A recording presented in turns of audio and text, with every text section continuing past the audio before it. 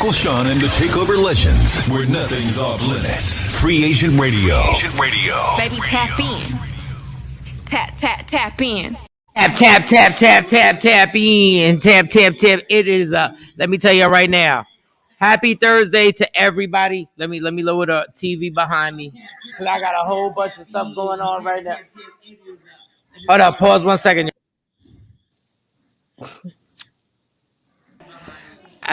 My remote control works correctly no matter what until I go live with our show. I promise you. Look. This is what makes me curse. This is what makes me curse at the world. Look, hold on. I'm gonna mute my microphone. Hey, Cam and Shawnee, talk to each other real quick. Good morning, Shawnee. Good morning, Cam. I had the same feeling because you see, I'm on my phone. My computer don't want to work. I don't think it likes the new spot. Uh-oh. It's like, we like the old place better. Funny. Yeah. Oh man. Yo, I promise you. Thank you to my daughter, Akela, and Amani and Autumn. I have an assembly line going on. Everybody's going to school. Life is going on right now. But when I tell you I was raising that volume up and down the entire time Shawnee was talking to me. And then once we go live, it's like the devil is alive. Like the devil is. Hold on 1 second. Hold on. Because, yeah, you can leave the key, Autumn. Thank you. All right, we live.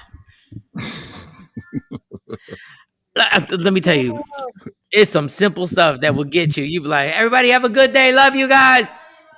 All right. They waved the peace sign at me. They were just like, peace. All right. Okay. All right. Michael Shawn the TakeOver Legends. Good morning, Shawnee Scott. Good morning, DJ Cam. Good morning. For those who don't know, Jay Black normally here. Good morning, Kathy. You're bright and early. I see you working.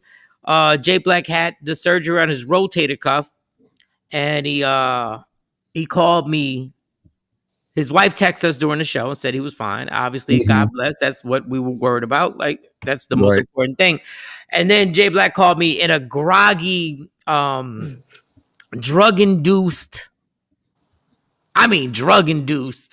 And he was like Jay was just like, yo, you know I messed up right now, right? And I was like, I know. And I didn't even raise my voice. I talk like this, y'all. I talk like this. I know that's what we said, that they're having surgery. Totally. And that's gonna be hard, Jay, because they're gonna do it and it's gonna hurt. He's like, yo, I'm messed up right now, yo. So and then I was like, and then he was like, every time I think it feels better, it feels worse. And I was like, all right. I said, yo, go rest. Like, stop talking to me. Just enjoy the medicine that they give you to calm you down and just relax. Like, just relax. So I got him off the phone and relaxed. Then all of a sudden, I guess he started feeling good. We're talking about Jay Black and his rotator cuff surgery. And all of a sudden, I'm seeing text messages in the group text. And I'm like, what is he doing? Yeah, Shawnee, I need you to the doctor reel. And then I'm like, man, if you don't fall back and play sick, nobody want to see no text from him. And I love the dedication.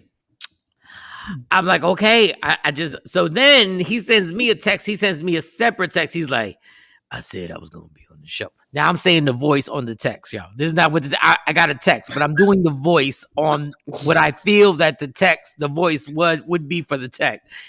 I said I was going to be there, so I'm going to be there tomorrow. And I didn't say how long I was going to be there.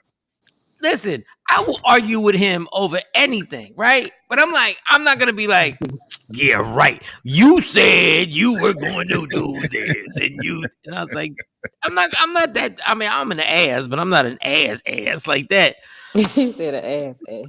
Yeah, I'm not that ass. And I was like, okay. He was like, no, but I said I was going to be there. I didn't say. But then he prefaced it. This is where he wants to start the argument. He says, I said I would be there. I didn't say how long. Nobody questioned anything, Jay. We're not even going to kill you for not showing up. Oh, man. man, this guy. No, he was like, I'm gonna be there. Mind you, once again, this is the voice. This is what I'm portraying. The text messages are sounding. I'm gonna be there tomorrow. I just don't know how long. If you don't shut your stupid dummy ass up and just go to sleep. I'll be there tomorrow. No, you won't. I'm like, dude, you could, if you wanted to, you could have sent Lady Q, your wife. You could have just sent her, and she was like, "Look, Jay Black won't be here today," and whatever. And the funny thing is, I didn't get to actually talk to Shawnee yesterday, and I was gonna send her a text and just say, put Jay Black's box up like he normally is, and just have a picture of him. Just have a picture, but he don't say nothing. Like I say what we think he would. We would all chimed in. What do you think Jay would have said right now? And had the box up. That's hilarious. And I told him that. He was like, "Yeah, that's funny. Yeah, that's funny right now. That's funny." He hurt. Let's fall back, dog. We'll be good. Man. And we got all, and he'd be going crazy right now because we got all types of technical difficulties going on, but it's fine. We're gonna be fine. His head would have exploded. He would have needed another surgery. He would have been like, "Yo, bring him back into the OR. Bring him back into the OR." The left side of his head exploded. Just the left side. The right is fine. I don't know what the left side of your brain does. I think that's something important, but whatever it does, he can no longer correctly write the letter R. I don't know. I don't know what. Oh man. He was so hell bent. Now, mind you, tomorrow I believe he's gonna be on, and it's gonna be on some. It's gonna be crazy. Like I knew he wasn't gonna make it today. Like today, like I knew he wasn't gonna make it today. I mean, but he did finagle some sponsorships for the show, so I'm not mad. Like he finagled some his anal ass finagled some sponsorships for the show, and so we'll see how that goes on. What up, Action? Good morning. Y'all tried to tell him. Yeah, we tried to tell him. Yep. And, let me get on my P's and Q's and get this Instagram thing popping. Who's a little tennis player that we got into that heated? You know what? I was gonna say Skip her, but I'm not gonna say Skip her because I don't know if y'all said. I think Naomi. It's not Naomi, yeah. When I tell you Naomi, Venus Williams, her joint's crazy. I so wish Venus Williams was her older sister by blood. She should just be her rep. Just say. I just wish Venus Williams. Oh man. Yes. I wish Venus Williams literally could just like I get it. Like Venus and Serena are hardcore. Mm-hmm. So Naomi, I don't know if she could actually handle. And I'm saying it. I couldn't handle Serena and Venus every day. Like I couldn't. And I feel like I'm pretty confident. And we don't have it, but Venus basically said, when I get stressed over, people say, how do you handle the questions? And she says, I handle the questions because the people asking me the questions never in life will be able to play tennis the way I play tennis. So you can never light my candle, ever. And I was like, God damn, that's the whole point. Yep. And you just need somebody in your ear. You need that hype person in your ear to say something basic. You can never do what I do. So you can ask all the questions. Venus was like, this is Venus. Venus was like, you can never question me. I don't care. When it comes to this thing called tennis, when you ask me these questions, I know for a fact that you've dreamed your whole life to do what I do, and you can never do it. On my worst day, after shooting up heroin and sniffing cocaine, you can never do what I can get on the court and do this, and you can never do what I do. Yeah, it doesn't matter. All you speaking different languages, all y'all French, Italian, Russian, all y'all American, y'all can ask me all the questions. You dream. The reason why you follow me is because you dream to do what I do. And I was like, God, or if she had a pill that she can give that little girl, like a half a pill. So that little girl comes to the next and realizes what she is. Because that's the whole thing of mental health. And I'm not saying the whole thing. Let me rewind. That's a portion of mental health. Is that you really don't know how important you are, and you really don't know. You can't even enjoy what you're really good at. Like, people can make you doubt. Your self-esteem is so fragile, even though you're that dope. Now think about this. Venus ain't half as good as Serena.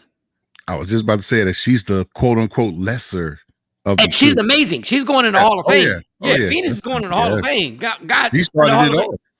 She's the one that started it. And this little girl beat Serena twice. Mm-hmm. That's when, like, unfortunately, she doesn't have the support. That's when you start literally like cursing during the press conferences. That's when somebody asks you a question and you can be. Morning, Ashley. What up, Ashley? You can be indignant and be like, did you see what I just beat? What y'all say is the greatest female tennis player ever. I just beat her twice. And just walk off. Mm-hmm. Don't answer no other questions. Just walk off. I beat her twice and I'm a kid. I'm a kid. I'm not a veteran. I just got used to my menstrual cycle. I just got used to it. I just learned how to work it. I just literally learned when I should take a nap during my menstrual cycle. I learned how to do that. Oh my God, it's so amazing. I hope, because, you know, personalities clash, and maybe, what's her name again? What's the girl's name again? Naomi. You know, she seems like, and let me be clear with this. She's Japanese or Chinese. She's either Japanese or Chinese and Haitian. She has Haitian descent. Mm-hmm. And this is all I'm saying. I'm just saying from when I've seen movies and I've read books that, you know, in Asian culture, it is very disrespectful to actually speak up against the powers that be. She's Japanese. Japanese. Okay. So you're supposed to be in accordance of what the powers that be say. So you got to understand, she's been raised to actually be like, yes, like, I'm trying to follow the rules. So Venus, Serena, and their father Richard, they was in Compton. Straight out of Compton. Richard made a deal with the gang members that he has 2 daughters that are playing tennis on a court. Can y'all please not shoot up here? So their aggression was totally different. Totally different. Totally different aggression and everything like that. So now she's trying to, I can see the anxiety that she has. She's been raised to basically follow the rules. And then she had the courage to go against the rules. But that thing that's in her is like, God, it causes me anxiety to tell these people I'm not going to follow these rules no more. I'm not going to do. It's hard when you have a particular culture. And if I'm wrong, then please hit me up, text me on Instagram, do whatever you want to do. I'm just going by what I've seen. So it's got to be that anxiety has to kick in where you're like, my parents wouldn't approve of this. And we can listen, man, if you're close with your parents' opinions do matter. Mm-hmm. They matter. And not only do they just matter, but they linger on in you, because there's certain things that even though you're like, God, I can't believe I'm still thinking this way because my mom and dad had me thinking this way my entire life. It's hard.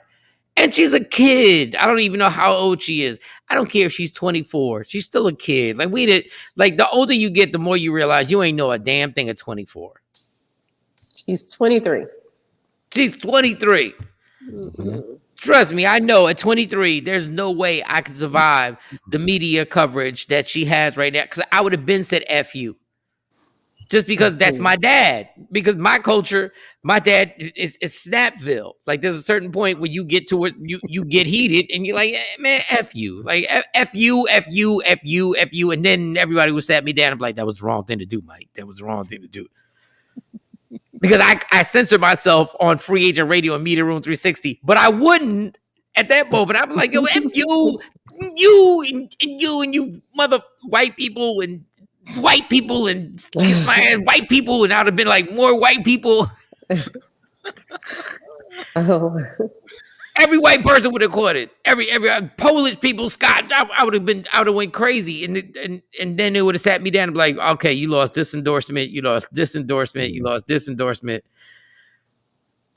Let me get everybody on Instagram Live right basically now. Nobody has a job, Mike. No, everybody's fired. Everybody's back. That's fine. See everybody walking out with their box out the office. Yeah, and you sitting there thinking you did the right thing, and now I'm about to jump out a window because everybody's like, yo, they said they sent us the letter. Everybody got sent the letter. Cam said he got sent home, and Shawnee got sent home. Jay Black he actually got a job with the Russian team. We don't know how he did that, but Jay Black actually he had something in the works behind the scenes. He had something in the works. Shout out to Jay Black. He's texting me, and I think his head is about to explode because the clips aren't playing. So the clips ain't playing. Jay, I cannot respond back to you, Jay, because I'm on my phone. So get on my Instagram Live, Jay Black. Shut your ass up and sit down. How about that? You don't get to say nothing.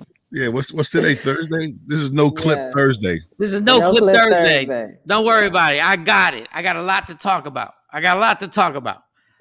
We started with the young lady. I got a lot to talk about. Today. I'm just trying to get everybody on Instagram Live. Can I get my Instagram Live popping? June 17th, Arlington Improv. It goes down. So make sure you get them tickets. And once I get everybody on Instagram Live, I can also start running in on some sports stuff, and then I can run in on and Shawnee got some stuff she wants to read.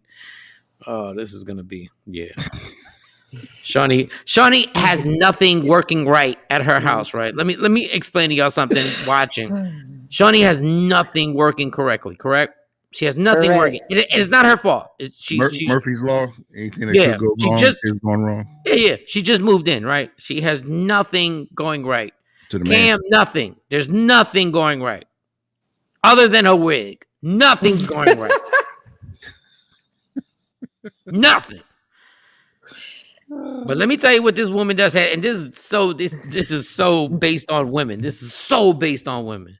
She says, "Oh, I got the Mary J. Blige update. I do." I say, "Wait, you ain't got no videos? You ain't got no videos?" She got that though, huh? I was like, "You ain't got no video." She's no. I can read that myself. I have the quotes. I said, "So let me get this straight." I was like, "You got this?" She was like, "Nah, I ain't got that. I ain't got that." She was like, "I ain't got the. I ain't got it. I ain't got it loaded. I got Durrough. I got North Park." I was like, "Okay." I said, "We're not gonna do Joe Biden because that's a little old right now." She's like, "So all the other stuff I asked you don't have, right?" Don Chick. She was like, "Nah, I ain't got that." I was like, "OJ." She's like, "Nah, I ain't got that." And I was like, "So what do you got?" She said, "I don't have a video of it, but I have the quotes and I can read it myself on the Mary J. Blige update." I said, "Ain't this a bit self-serving now right now? Ain't this a bit self-serving?" The update. Mm-hmm. Yeah, this ain't a tad bit. It's gonna be fun. For everybody in the DFW, Luka Doncic is mean. He scored 42 points last night. They took the lead in the series over the Clippers 3-2. Look, I'm stalling because we're gonna have to talk about it. We're gonna have to talk about straight ESPN real quick. We're gonna have to talk about it. I know. I got it. I was going to ask Shawnee, does she have it written on paper? Is she at least going to fake us out and have it fake like it's written down instead of her going off the top of the head? Can't. She has it so memorized. She has it so memorized that if she had to lip sync it and another reporter reported it, she could lip sync it like we were at karaoke. And she could be like, she'd be like this, the 15, 16, 17-year-old, no matter what his age is, we have now proven. I don't even know the story. Like, I don't even know the story. Get the snap. It's gonna be like, yeah, that's what we gonna say. Let me tell you, Shawnee, you ain't doing the story. You are not doing the story unless you're on the Instagram. Can you get on my Instagram Live, or are you limited on your phones too? Yeah, well, I'm on my phone. I thought you had two phones. I got two, but let me see. I don't think I put Instagram on this one. Okay. Well, all right. Yeah, we don't Yeah, want to pull it from too many sources. If she's Everybody on Instagram Live realize you can download Free Agent Radio. You can hear the show. You can see it on TV, Media Room 360. That's what's behind let me me right see. there on your streaming channels. And you can also Media Room 360. You can ask me the questions here. I'm missing something. There's something. Oh, you can call 609 if you want to get involved. 609-699-1386. And good morning to everybody saying good morning to us. And I will say this. Yesterday when we did the Mary J. Blige story, I had Rodney Perry call me and he wanted me to do something. He does our hot topics. He wanted me to be a part of it. And I wanted to, and I couldn't do it because of some obligations I had. And I wanted to reiterate, it wasn't what my conversation wasn't about Mary J. Blige. It was about if the situation had been flipped and a dude was Mary and a girl was the dude, how explosive this story really would have been. Especially during the fact that Mary J has the documentary out that she's dropping. And so it's not about Mary. Like everybody was like, well, he could just be doing this. He could. But if the roles were reversed and a woman brought this out, this would destroy the documentary off the muscle. But I will let Shawn, if you're ready, you can read what you want to read. Okay, wait a minute. I think I can get on Instagram. Wait a minute. But this is the thing. So Yes. Danny Boy said that he met Mary J. Blige after the 95, I'm sorry, the iconic 95 Source Awards. Yeah, that was a long time ago.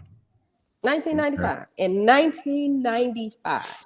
Yes, ma'am. 1995. In 1995, let's remember that, okay? Danny Boy said that he was 15 or 16, right? Yes. Yes. The Source Awards, the iconic Source Awards happened in 1995. How old is Danny Boy? I don't know. He was born October 31st, 1984.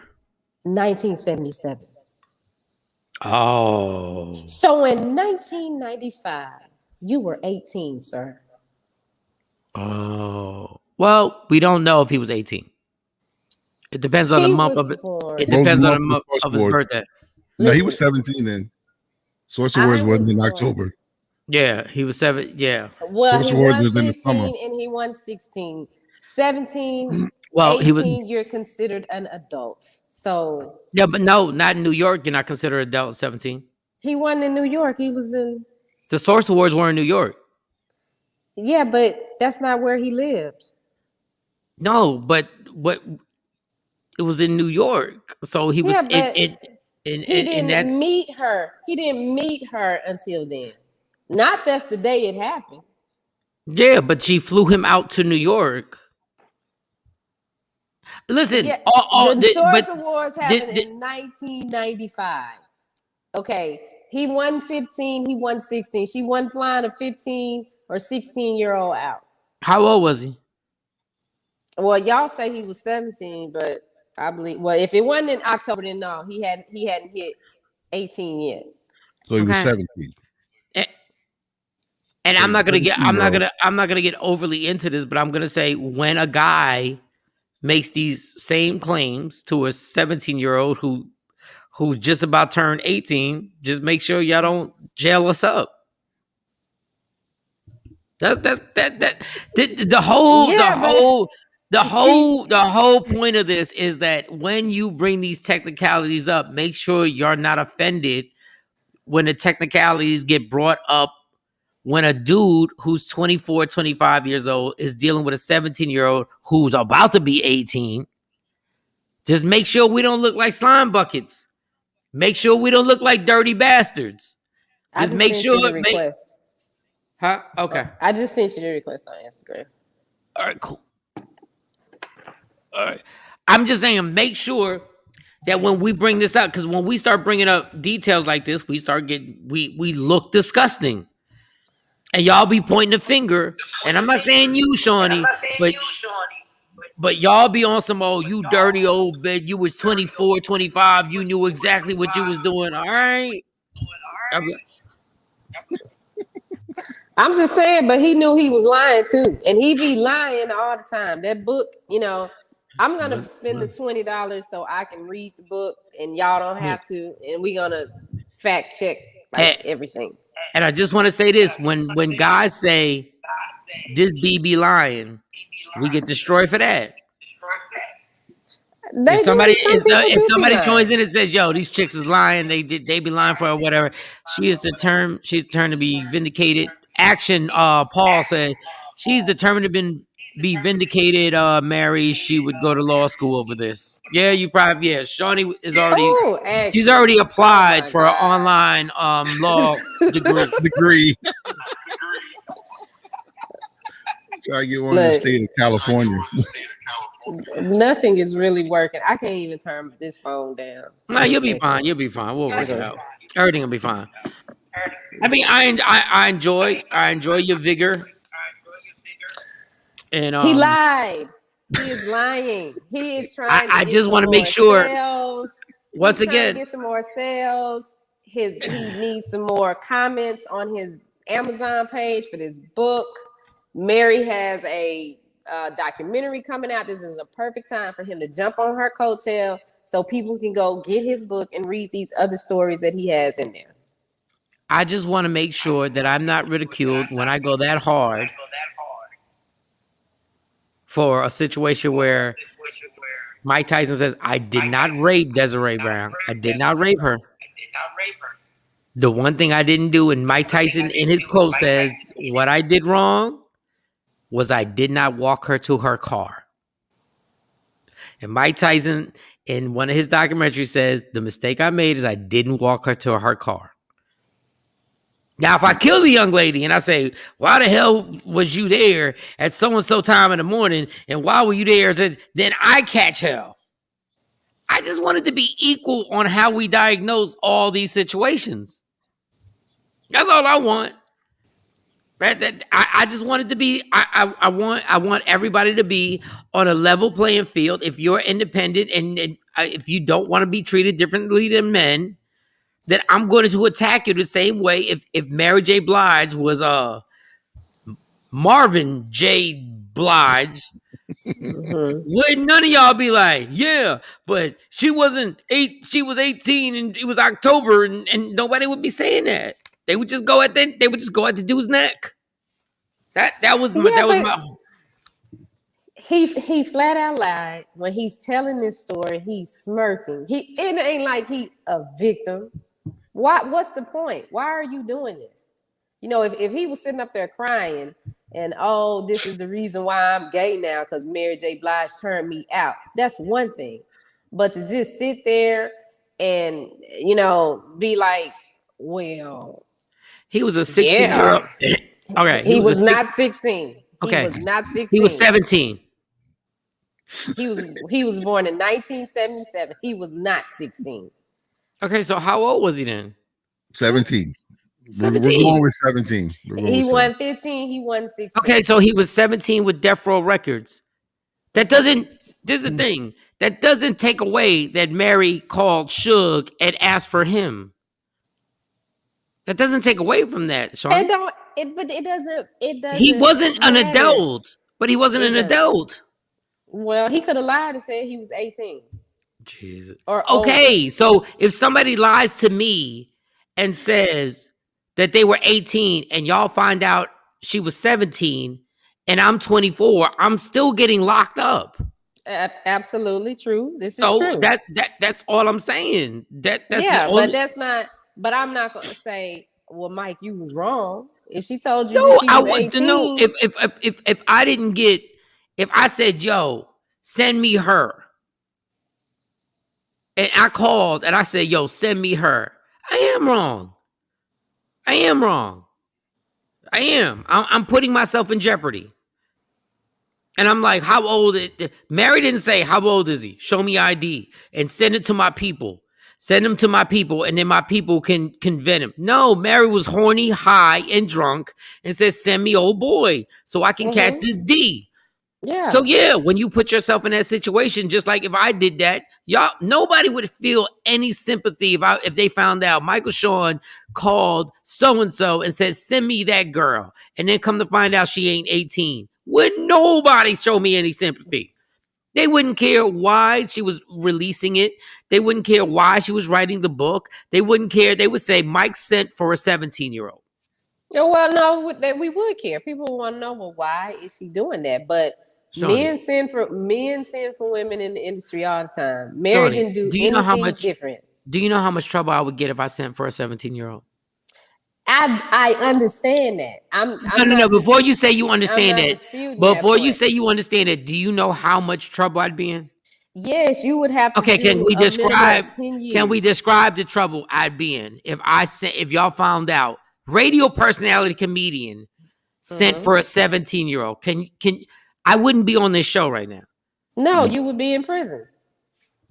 And even if you didn't have any priors, they would send you to prison for about 10 years. And that goes back to the basis of what I'm talking about. Y'all can't have it both ways.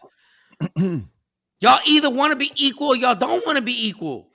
Yeah, but what are we doing to Mary J. Blige at this point? Because he's not sitting up there saying he's not sitting up there saying I was traumatized from this. This is the reason why I'm gay now. But Shawnee, do you understand what we're doing to Mary J. Blige is nothing?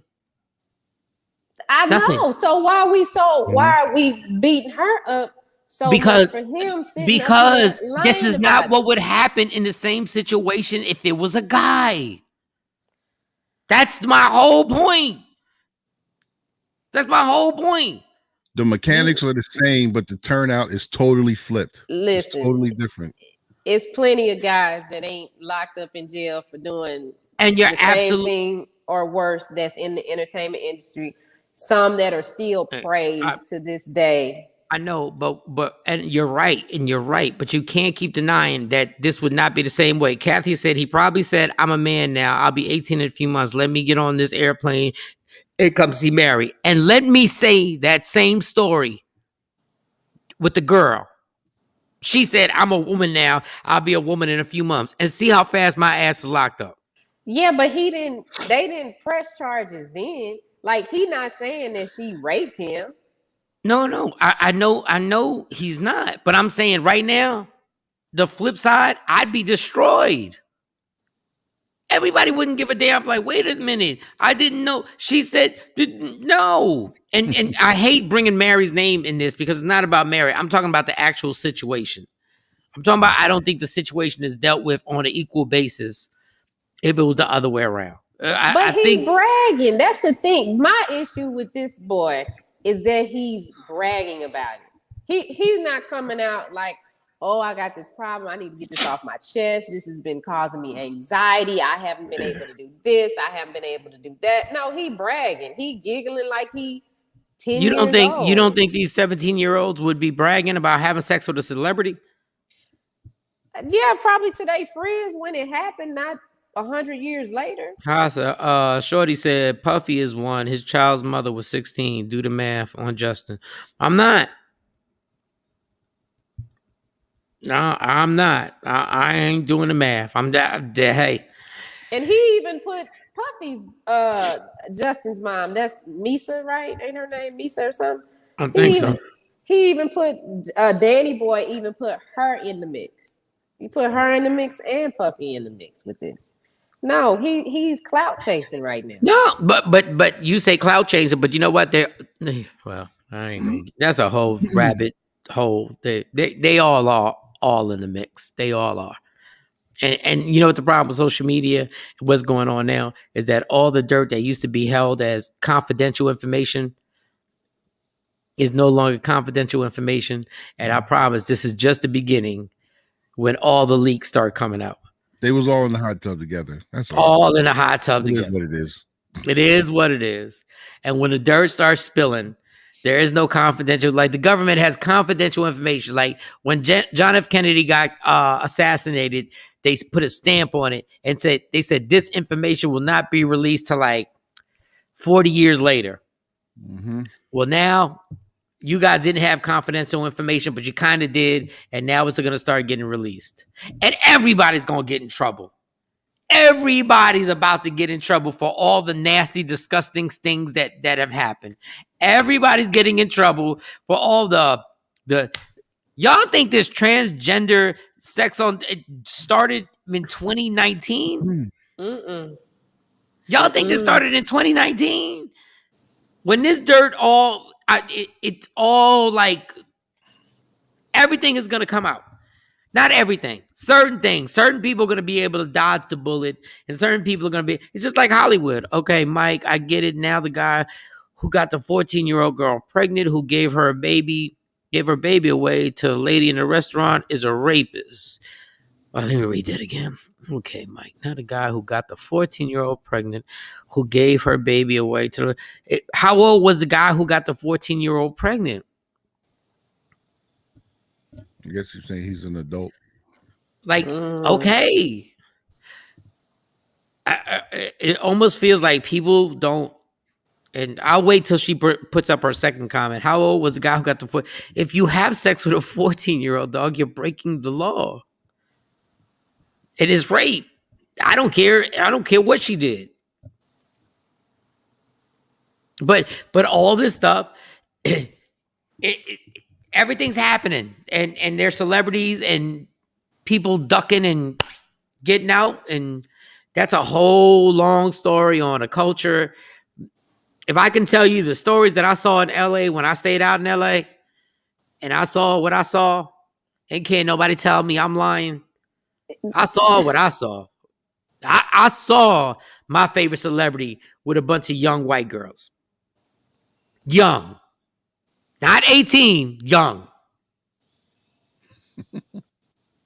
Then boy is he a little Jaguar rightish, and I like her too, but he just no. Yeah, but Shawnee, you gotta understand the dirt is the dirt, and you're trying to clean up dirt that everybody was doing. Puffy, just think of the circle that we're talking about right now. Mm-hmm.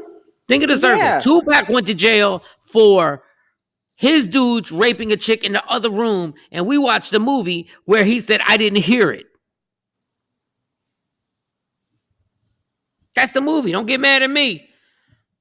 This is the dirty game that people are in. It never came out who did it regardless. She was totally underage. Yes, you're absolutely right. She was 14, so whoever had sex with her. But if we're going to go by the Mary J. Blige things, if he didn't know she was 14, then it's all good. She looked like she was 18, but it's not.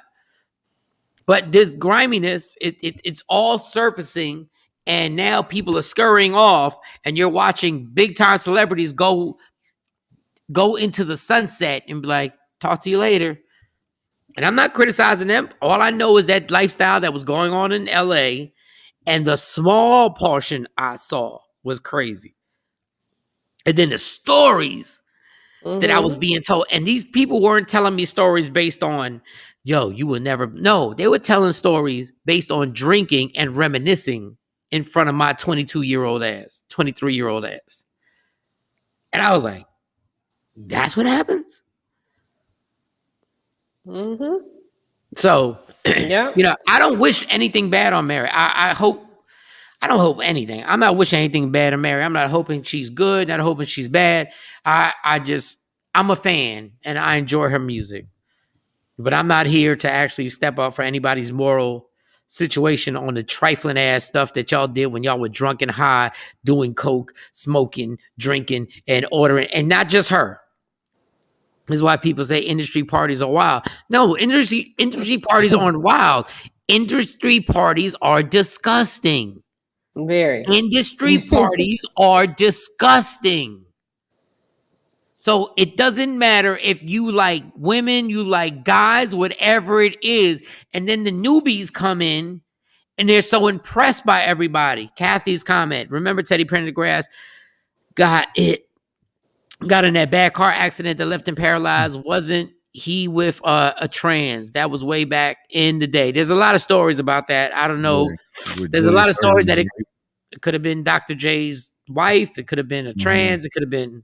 No, it was a trans. The documentary came out. The trans is still alive, but she looked like a woman. Well, there was a lot of stories in Philly that Dr. J's wife was in that car, and she was in there too. They got her out of there, and they got it. She was there too. But this is what I'm saying. Like, these industry parties aren't crazy. They're not wild. They take you to the hottest part of hell because there are no rules.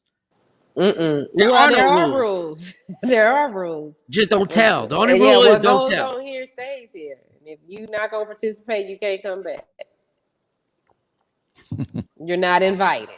And that's why the realest one was Richard Pryor, because Richard Pryor put it all out. Richard Pryor said everything he did. He's the GOAT because he's the GOAT. Because he's the only one that was willing to say, I did this. On a roast, he was talking about penises getting sucked. Mm-hmm. He did a bit where he talked about the first penis. That's the GOAT was, you can't hold nothing on me. I ain't scared of what your comments or your opinions are of me. The rest of y'all are running crazy because you don't want it to leak out what went on. Right? Yeah. All right. But Danny Boy he's Jay Black talking about pause. Oh, jeez. He's up. Oh boy. He's up. Ain't time for his meds. Ain't time for him to have some pudding. Ain't nobody. Everybody believe everything. Everybody believe everything Magic said. One of my favorite basketball players ever. Everybody believe what? Yeah, go to bed, Jay. Everybody believe what Magic said. I don't know what he said. No. Magic was like, all of a sudden, I was having sex with 5 girls a night. I was cheating on my wife. I was having 5 chicks right in the locker room every night after a game. Okay, I got it. All right. It was cool to say that about cheating on your wife, but okay, all right. So there was no other sex that happened. Got it. All right. Got it. All right. There was no guys involved. Got it. Arsenio still ain't married. Got it. Okay. I got it. I'm cool. Well, I got it. Well, because I'm dumb. I'm dumb. Okay, cool. Got it.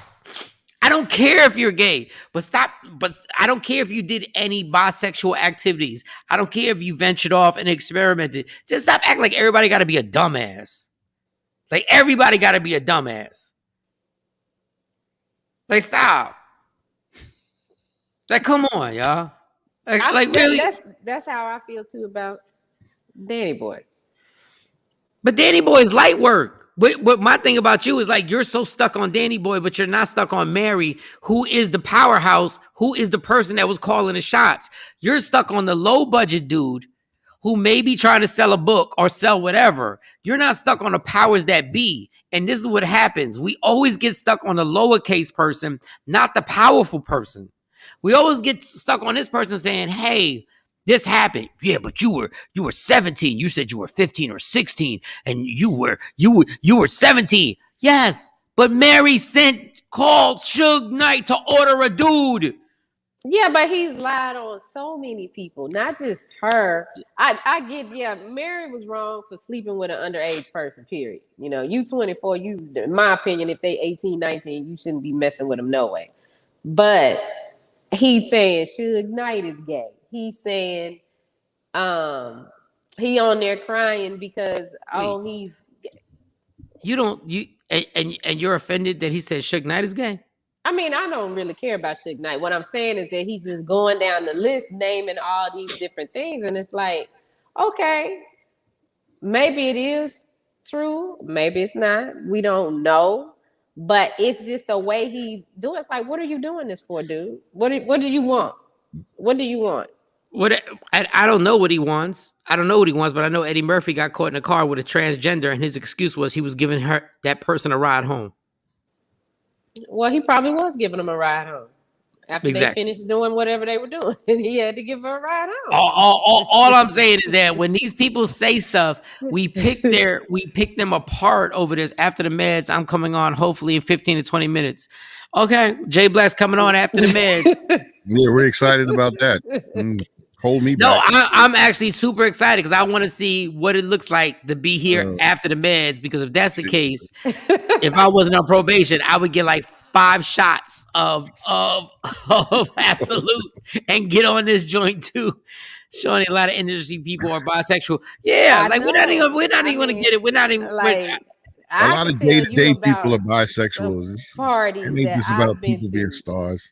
Yeah, that I was This like, regular folk. oh, yeah, this is what's going Stars on. ain't that All right. special. No, Yeah. but my thing is stars, I'm going to treat them that special because that's why they make the money, because they're that special. Because they wanted that special treatment. Mhm. So when people say, he said Suge Knight is gay, and I'm not saying he is, and the surprise would be what? Yeah. I mean, Mike yeah, Tyson is bisexual. The surprise would be why? Eddie Murphy had sex with a dude. The surprise, but the protection shield is that we still give them the benefit of the doubt. Oh, we don't even talk about that. No, they didn't do that. They didn't do that. Them industry parties, and I'm not talking about the industry parties that we get to go to. They tried to destroy Cat Williams' career because he exposed those mansion parties. He exposed what they were hitting for. Trust me, y'all. I'm going to say this, and y'all can say whatever you want about me. Take enough drugs. And I promise you will have yourself in a situation you never thought you'd be a part of.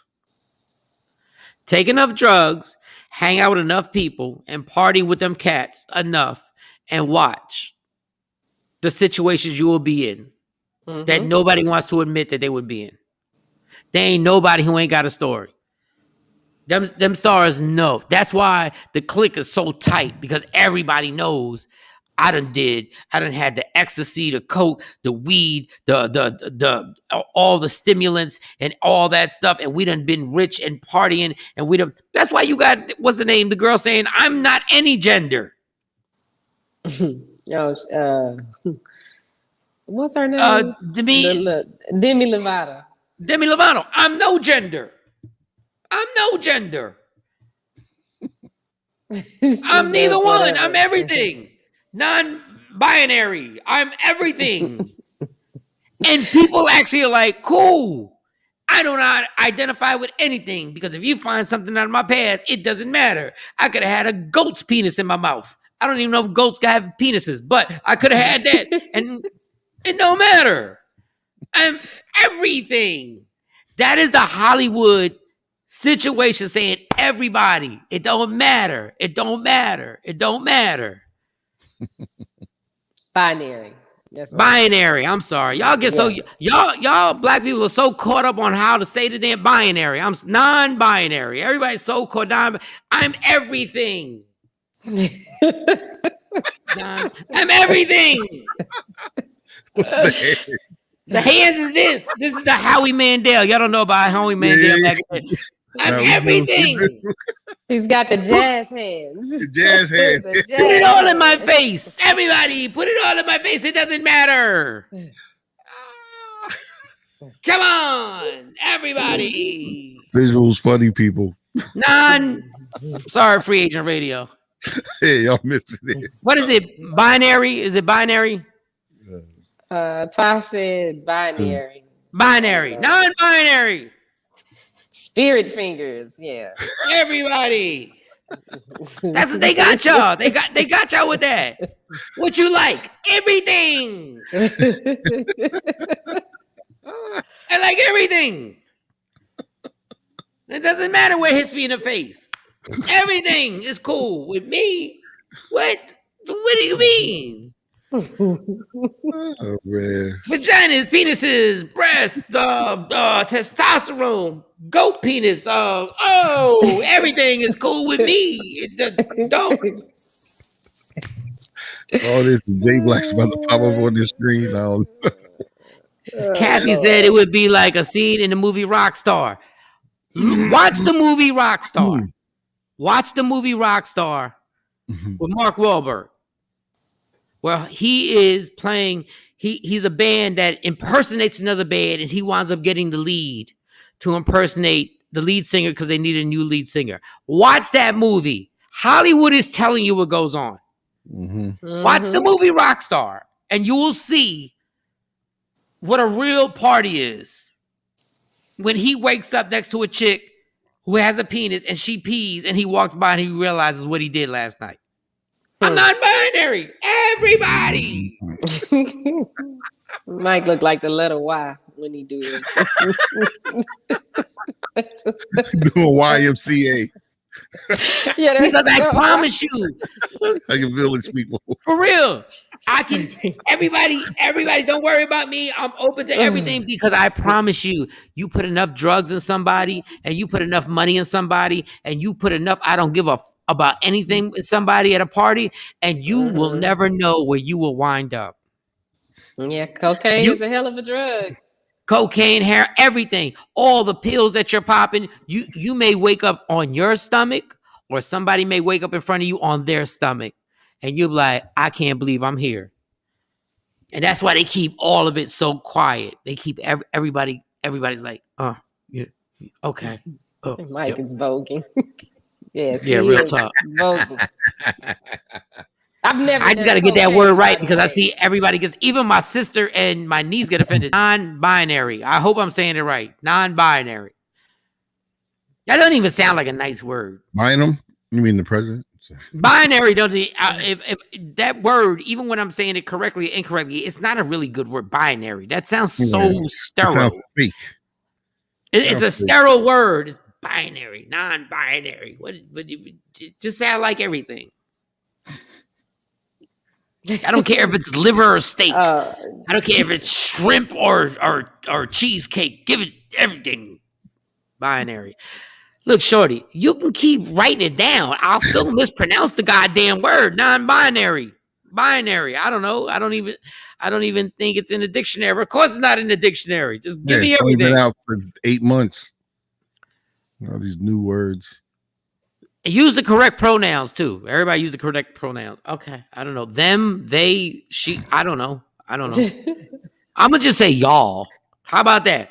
That's gonna be. Yeah. I don't even know if that's a pronoun. I'm like y'all. What up, y'all? Yeah. If y'all want perfect English, let's listen to another show. Actually, y'all don't. Let me tell you what y'all don't want. Y'all don't want genders. Y'all. And y'all don't want genders, which is stupid. Y'all don't want genders. Think about this. Y'all don't want people to be a gender. If I have a penis, you want me not to. Some people don't want me to decide what gender I am till I'm 7. What? But I've been holding my penis peeing. Y'all don't want genders. Y'all think about this. And Hollywood has put this out on everybody and been like, okay, if you're gay, you're gay. If you're lesbian, you're lesbian. You're bisexual, but you are a gender. Like, y'all can't deny if you have a dick. Well, God laid all this out, man. Lord, all these alternative situations. Like, even now when it's obvious, I have this, it doesn't mean it doesn't mean you can't like men. It doesn't mean you can't like men. It doesn't mean you can't be gay. It just means that because I have this part of my body, I'm the male gender. Y'all don't be like, no, don't call. Nobody's a gender. You can't decide. Y'all are crazy. Tosh said they did talk about when babies being born, just call them it until they're ready to say what they are. You can't change science. Yeah, we're not going to say what they are. We're not going to say. We're not until they say. All these young people have all this power. When did this begin? But it's just amazing. The woman that had the baby, what was she, bitch? Not Tosh. I'm not talking to you. Please. No, the woman that had the baby. What was she? No, I just want to know because when the baby came out the vagina, I just want to know what the woman was. What was her gender when she had the baby? She a dude? What was she? It just like they really want to sit in your face and be like, there's no like, okay, all right. So when people are born, they're just nothing. Please, bulls. They're just nothing. They're nothing. And we will have a doctor on here to like, yes, but the specifics and y'all, man, listen. Y'all can go ahead with all that other stuff. The woman that had the baby, can we identify her or what gender she is? Yes, but what if she identifies, if she had the baby, but she didn't identify with being a woman? So how did she have the baby? Well, because you can have a baby and you don't have to be considered a woman. You can do it with the vagina. Yes, but that's just, that little scientific stuff is all in the way. Oh, God, stop worrying about that. Y'all look crazy. Y'all look crazy what y'all want people to do. Y'all are literally crazy what y'all want people to really do. Y'all really want people to go along with this. Tap out. And once again, I'm saying, do you? If you're a man, you like men, do you? You're a woman, you like women, do you? But don't start trying to change the universal words on nobody is nothing. Everybody's non-binary. I'm not. And people who are not should be able to speak up against it and be like, I'm a flaming heterosexual, or I'm a flaming lesbian, or I'm a flaming gay guy. But I'm not going to sit here and let y'all be like, oh, yeah, don't call me by this. Get your ass out of here. I'm supposed to know that much detail about you. If I see you and you're a man, I'm not supposed to call you a man now. I'm supposed to call, that's, I don't even know what the word is. Y'all done made it so stupid. I don't even know what the word is if the guy's a guy. I was reading something that a man, another comment. I was reading something that a man had a baby. I was like, nah, that is not real. How about it was a woman who turned into a man? And I was like, okay, a female had a baby. Yeah, y'all. I look, I'm good. I'm going to take a break. So we can talk about something fun. I'm going to take a break. Because I don't know. I don't know what y'all want. I don't know what y'all want to make it so damn confusing that nobody can say anything without getting in trouble. And there's got to be a certain point where I'm going to lead a protest for heterosexual people. We don't care. Let's be who you are. But heterosexuals, I said this a long time ago on stage, and I cracked this joke and people laughed.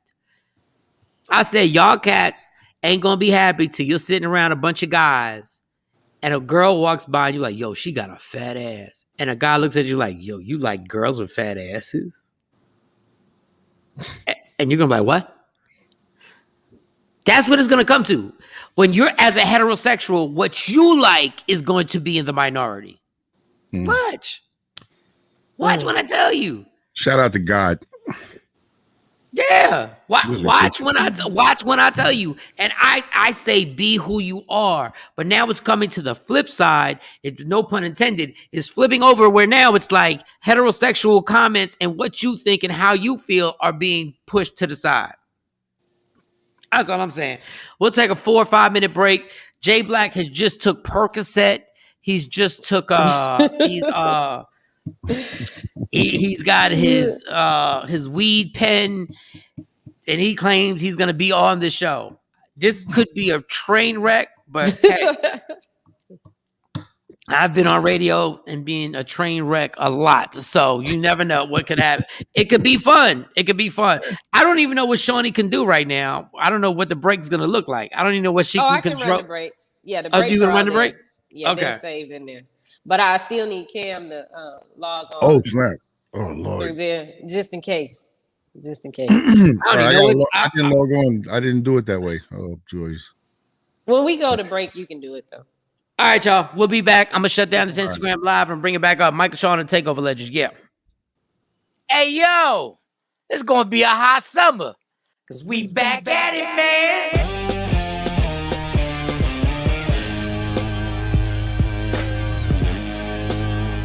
It all all goes down June 17th, the Arlington Improv, hosted by me, Michael Shawn. Who the else you thought was gonna host it? It's my show, man, and star Rudy Rush, CJ Starr, your TikTok celebrity, my girl Lustrous Barbie, and the comedian Q, who just got married. Congratulations, homie. Now get your tickets, 817-635-5555, or hit up improvtx.com / is that a backslash? I think it's a backslash. Arlington. Or it can be real simple in your life if you tap the link in my bio. June 17th, the Arlington Improv, the Laugh Out Loud Comedy Show is back. It's going to be a hot summer. And it's all powered by the Breakfast Brothers. Yeah!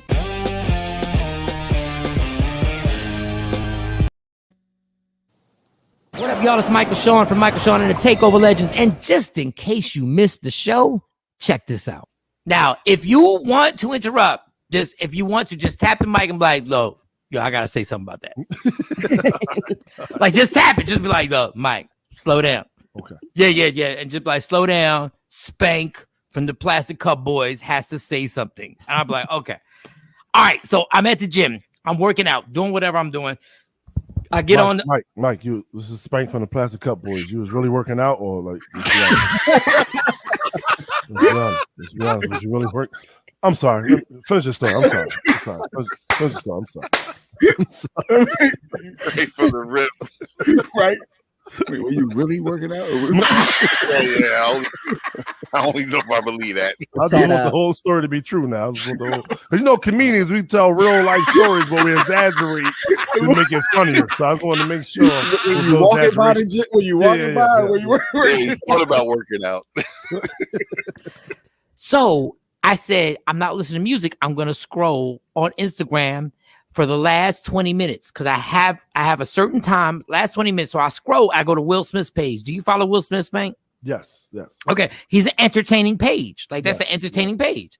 Mm-hmm. And it's something you inspire to. So Will Smith puts up this thing where he's jogging, but it's like overcast and it's dark and it's kind of rainy, right? Mm-hmm. And then he says, if you can, somebody caption this motivational situation.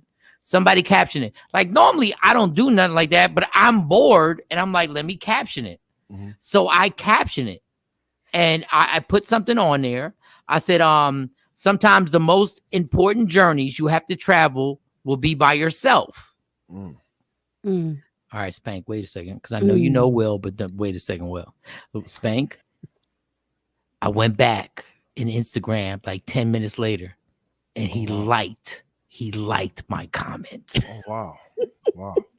Spank, don't you degrade me, Spank. Don't you dare. Will Smith liked your comment.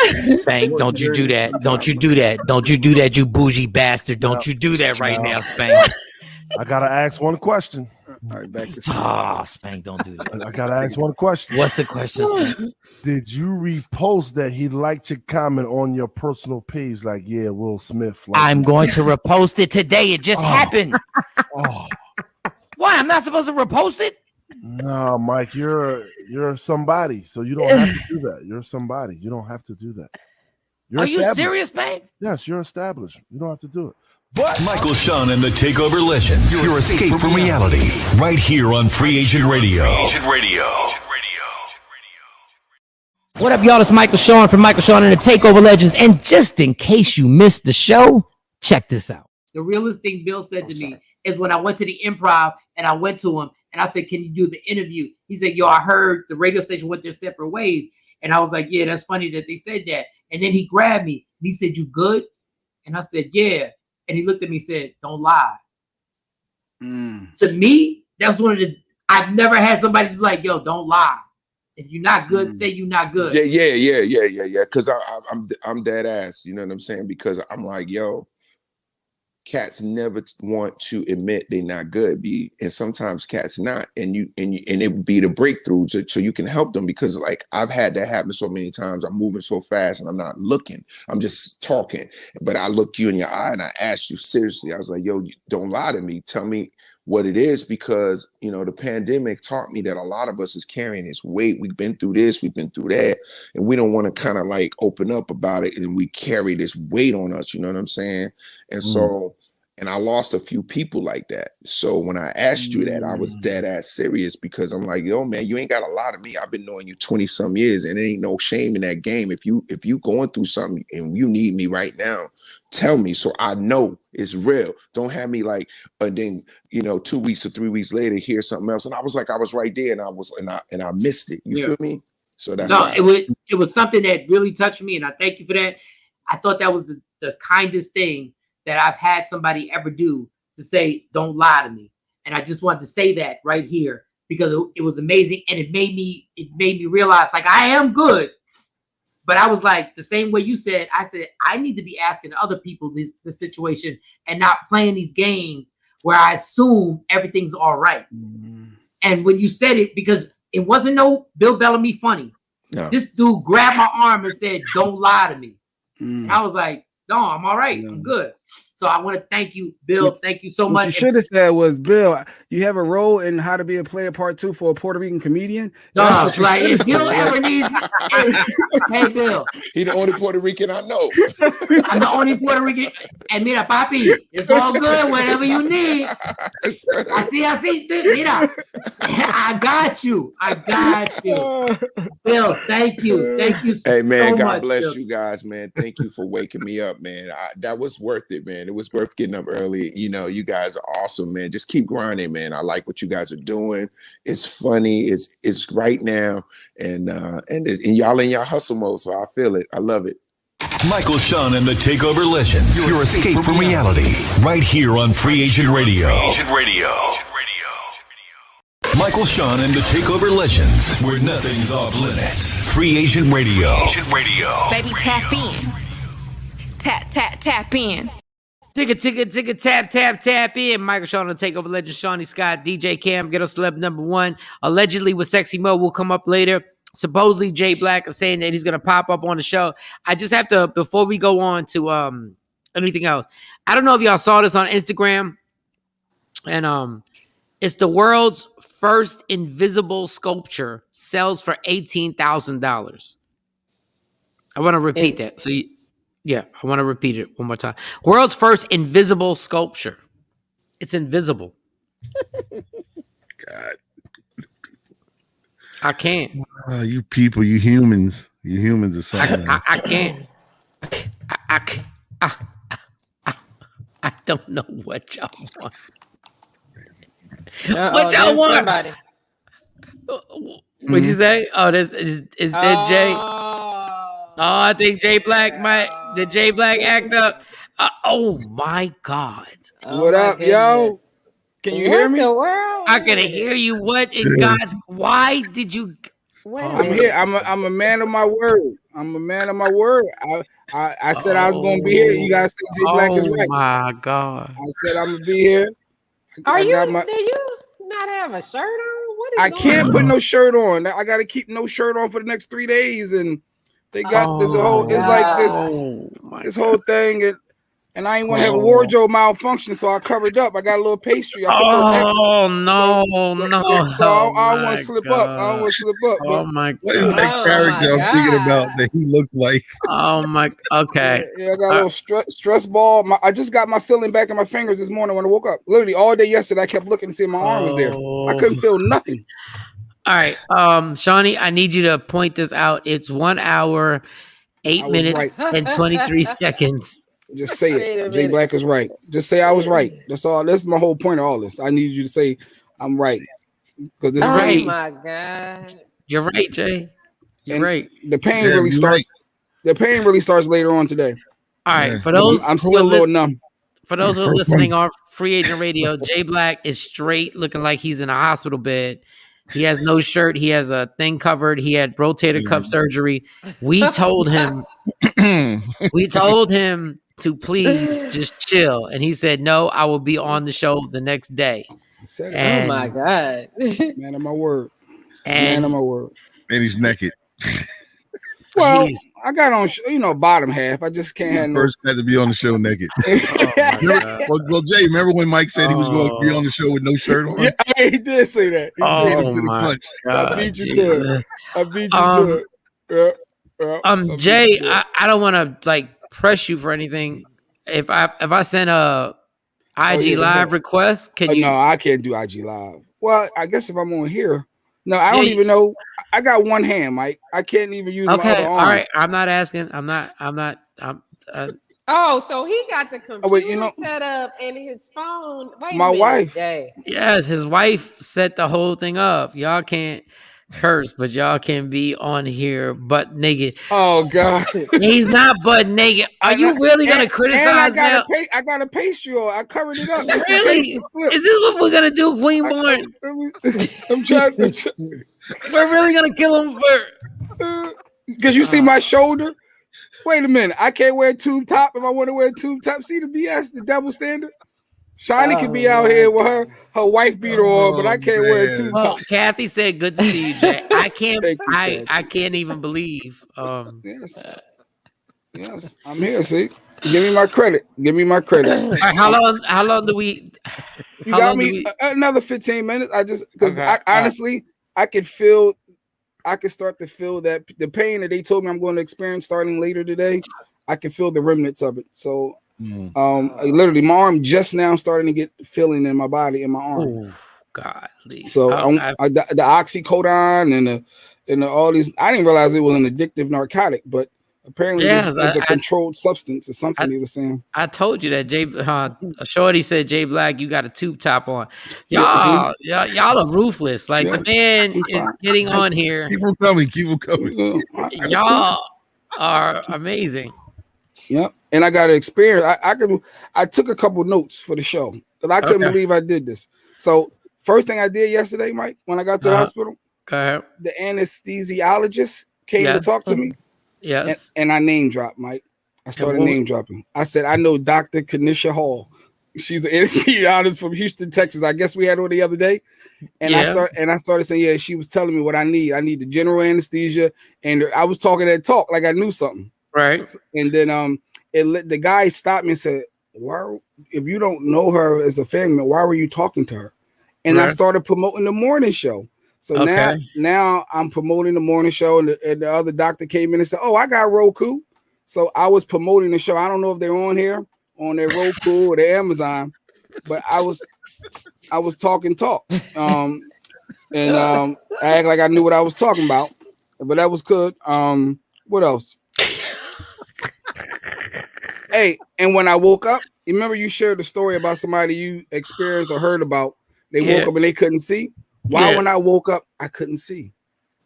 You really, when you're coming out of that, right? You really, I saw like little image.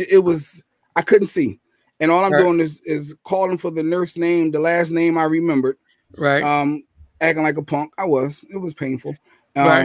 And she said, "Well, we don't want to give you the oxycodone right now. Start off with 800 milligrams of this." I said, "No, I need it now." I started screaming for people to come to me because I couldn't see, and I wanted them to come give me some pain medicine. So I was a little baby. But it worked. They drugged me up more. I don't even. You got me at a loss for words right now. But that ain't even a kicker for me. The most embarrassing part when it was time, because they want to get you right out. Right. So, of course, I'm butt naked. Right. Just with a little robe on. So the lady come in to help me put on my shorts. And she said, "You want to put your underwear on?" I said, "No, just the shorts. I just want to get out of here." Why is she pulling up my shorts? Situations happen and things fall out. And you talk about embarrassing. She was trying to pull up my shorts low and went to move the robe out of the way. And she had a friend looking at her eye to eye because she was low. It was just weird. And it was early morning. You know, you wake up a little. Yeah, but it was a situation. It was, but hey, she was very professional, and it was only me. So did you pop her in the face? Did you pop her in the face? It wasn't to the full extent of the law at that point, Mike. But no. Did it at least touch her hand then? It touched her hand? I'm just saying that was embarrassing for me, and I want to move on now. I don't even know why I shared that part, but that was. Somebody said, "What station?" You can just download Free Agent Radio on my Instagram Live. Download Free Agent Radio. And you can listen to the whole show. Jay Black has got rotator cuff surgery, and his penis landed on a nurse's hand. And you can listen to the whole show. He has rotator cuff surgery. He literally, if you watch us on Roku, on the streaming channel Media Room 360, dog, he looks like he's still in the hospital. Yeah. He don't even look like he's home. Man, I woke up. As soon as I got home, I tried to eat bacon. I told my wife first, my meal of choice is bacon. Oh my God. Why was my throat hurting? And come to find out, they had tubes down my throat. Yeah. Yeah, that was part of it. That was a bit much. So the bacon hurt. I had to go to the scrap. I said, all right, let's make some scrap on eggs. Let's go to the Scrapple. He had to go to the damn reserves. Scrapple. Good old backup. And then when I did come to late last night, early morning, whatever, I looked at my IG and saw that Shorty Doo-Wop sent me a message, a DM on IG. Thank you, Shorty Doo-Wop. Checking in on me. She checked a couple times. So I appreciate you, Natasha. That's dope. I didn't expect to see that from a fan, a listener or a watcher. But no, but good looking, Tasha. But behind Jay Black, I'm trying to get y'all on the live. I don't know if Shawnee can get on my live. I can't. Cam, check your email because I can't text. Okay. Yeah, I got. Okay. I'm trying to get Cam on the live so we can at least have two more people. Jay, you have a pillow behind you that you're laying on. It has writing on it. Does that say good morning or something? Or does it say good husband? Or does it say? It should say good husband. I don't know which one. Or does it say? We got it. It's me and my wife. One side says good night, and the other one say good morning. Yeah, it's a good night and good morning. I think. I believe. I never even paid attention. Then I just know they feel good. It's like a silky. It feel good. That's all I know. Feels good on your naked skin. Yeah. Ashley said her comment was, "Why do Jay got on the? I still got to go back to the hospital and see my baby bracelet still on." You know why? Because first of all, when I went to sleep, when they put me to sleep, I didn't have two braces on. I had one, and I literally just realized there was another one on there. And it says that I can't have any more anesthesia or anything for the next 96 hours. So I guess if something happened to me, they can't give me nothing. It's a bunch of rules on here that I didn't even know. So, jeez Louise. And that's another thing. You wake up and don't know what the hell happened. I'm talking to them. Well, that's why you should have been an alcoholic a long time ago, because you'd have been used to that. I'm like, what up? Wait. I spent my whole life waking up and didn't know what happened. Like, what did everybody? I'm asking them, when is this stuff going to kick in? And he told me I'm going to be on the ventilator. I'm like, wait, the COVID ventilator? Like the ventilator? Why would you be on a ventilator? They had me on the ventilator with the tube down my throat. When the anesthesiologist came, the first, man, there was so many different people. Why the hell did they have you on a ventilator? I don't know. Maybe we should have Dr. Kanisha Hall back on. Kanisha Hall back on. Yeah. But yeah, they had me on the ventilator. And I was like, the COVID ventilator? Because that's the first time, and he said, yeah. That's crazy. I don't... Because the tubes were down my throat. Yeah, I'm still trying to figure out why they stuck tubes down your throat. I thought they would I don't know why they would stick tubes down your throat just to do a rotator cuff thing. He said to make sure my oxygen is wide open or something. Man, they put some stuff up my nose. They cleared out my nose. Felt like I can smell like next week. It literally felt like I could smell next week. They did something in my nose, and I was like, man, do y'all sell this? No, my sister actually they cut the boys. No, I wasn't no vasectomy. I wasn't doing all that. You don't know what happened. Oh, look how bad the guy's struggling right now. Now you want to cut stuff on in his privates? Like, God, enough is enough. Y'all be wanting to do that when a woman have a baby? No. Shawnee, shut your ass up. You always gotta be on some woman. Do you see the man? Do you see what the man looks like right now? Yeah. And she still want me. And the pain is like when I say I didn't feel my arm all day, that when you get used to having a second arm and then you don't have it no more, things change. Because I just, it's weird. But now that the feelings in my fingers a little bit, I got some feelings. I couldn't even do anything. But now I feel the pain starting. They told me 2 days, then it went down to a day and a half. So I got probably another 6 or 7 hours before it really hit. So I've been taking pain medicine now to try to ease that. I'm bracing for it because I'm about to be a rat in another couple hours. I already can feel it. Like 609-699-1386. Oh, if you want to call up. And another embarrassing thing. What? I have to pee sitting down. Yeah. Oh, well, I've been drunk before, so that happens. my diaphragm, because of the numbness, numbed up my left diaphragm. So it's hard to breathe when you walk. Jesus. Yeah. God damn. So I just try to stay in the bed and only go to the bathroom and come back. but I got It to was sit your down. shoulder. Like what the? Why would it affect your diaphragm? They numb my diaphragm because then it's so strong or whatever. All this stuff they did is so strong that it numbs your everything around that whole left side was just numb. Even my diaphragm. He warned me about it though. Did you go to the dollar store surgeon? Like, did you? Like, yeah, what health insurance do you have? Like, did the health insurance just? It was a surgeon and a veterinarian. He was like, he's like, when we do German shepherds, we actually. Oh God! Now Shorty do what sounding like my Black, wife. read the medication. Don't just be taking it every 2 minutes. It's over. Like I know I'm gonna have to stick Jay Black in a rehab in 6 months. I already know. My wife. They gave the OxyContin. Like that's the most vicious. That's the most amazing drug and dangerous drug ever. Jay Black had to be put to sleep. Yes, he had to be put to sleep. What the hell else do you think was gonna happen? I was out. I was out for a couple of hours easily. I think it was like 6:15. I went. They started early because I was the first one, and then I didn't wake up. It was like 8:40. So it was a couple of hours. I was out. God, so you got probably the Barry insurance. You got the Barry insurance, homie. Like I don't know what type of insurance you have, but so he got to sit down and pee. That's got to bother him a lot. Yeah, no, it does. It bothers me a lot. It wouldn't bother me at all, but that's my manhood. But if I can't breathe, either breathing easy or sitting down, I took a seat. Sitting down is actually more comfortable. The little thing is shaped for you to, make it easy. Well, first of all, we're nothing little. What are you talking about, little? I'm not talking about the male anatomy. I'm talking about the little thing that you pee in, like the one that they made for men now. Huh? I have a toilet. What are you talking about? How you sit down? Oh, when you get up, you go. When I'm at home. Yeah, just any walking. Just sits down because the left diaphragm is partially numb. So I guess that affects your airways. I don't know, but this is what the guy was saying. I recorded him too. I recorded everybody up till I went to sleep.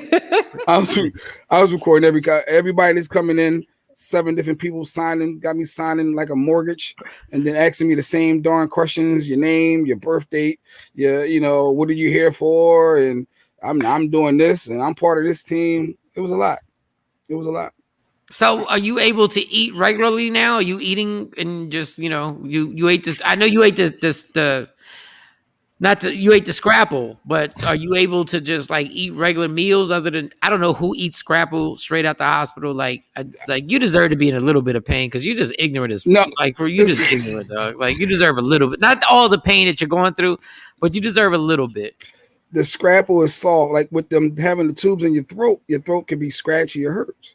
So you don't want nothing hard. So when I tried to eat the bacon, it was too rough and hard. The first swallow, I had to tap in the second option. But my wife was on point. She quickly whipped up that scrapple for me. And scrapple and eggs mixed together. It was the easiest thing going down. Then she had some soup. Keep it moving. They had some hot. Why did you just have? Yeah, why did you just have soup? No, she tried to give me the broth. I want no broth, but she tried. No, you're literally right now. You are a 75-year-old grumpy ass man right now. You're the only person who leaves a hospital and wants bacon or scrapple. Like it's like God, like you are. This is amazing. My wife even gave me a straw to make it easier for me. No, because that's what you have in a hospital. Yeah. No, she's taking care of me. Actually, I need to endorse something over to her because I gotta give her an award. I don't know what. I think I'm gonna endorse Father's Day to her. Can I endorse Father's Day to her? Give it to her because she deserves your whole life. Yeah. Yeah. We've been trying to tell your ass that for the last. I've been trying to tell your ass that for years. It's called time out for verification. Jay Black, they know what's going on. Kathy, but you need to turn over. Like, I'm sorry because like she's proving her point. I wish you would do a phone check. Yeah, no, I'm gonna leave her alone for a long time. I ain't gonna mess with her. No, call forever. Yeah. Call forever. Yeah. She got him a little hat. She gave him his glasses. No, she gave him a little cup with a straw in it. You see it says TOL. I see it says TOLs. Shout out to Indescribable actually made it. Indescribable Gear. They on IG. Actually, my niece's black-owned business. self-employed. She made this TOL hat for me. So Indescribable Gear on IG. Check them out. But yeah. Wife did everything. She's an angel. Lady Q's an angel. Look, can we just play like she's an angel? Dog? Yeah. Like she's an amazing woman. I got one hand. Amazing woman. She almost had a wardrobe malfunction. I see my pastry was starting to come down. Oh Lord.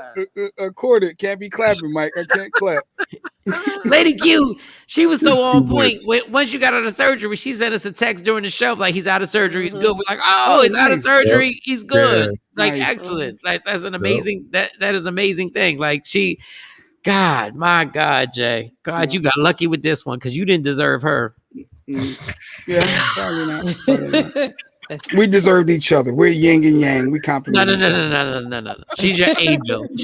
God brought that angel and said, I'm going to save your life. Because if you didn't have her, you'd be somewhere in a dark room with your shoulder.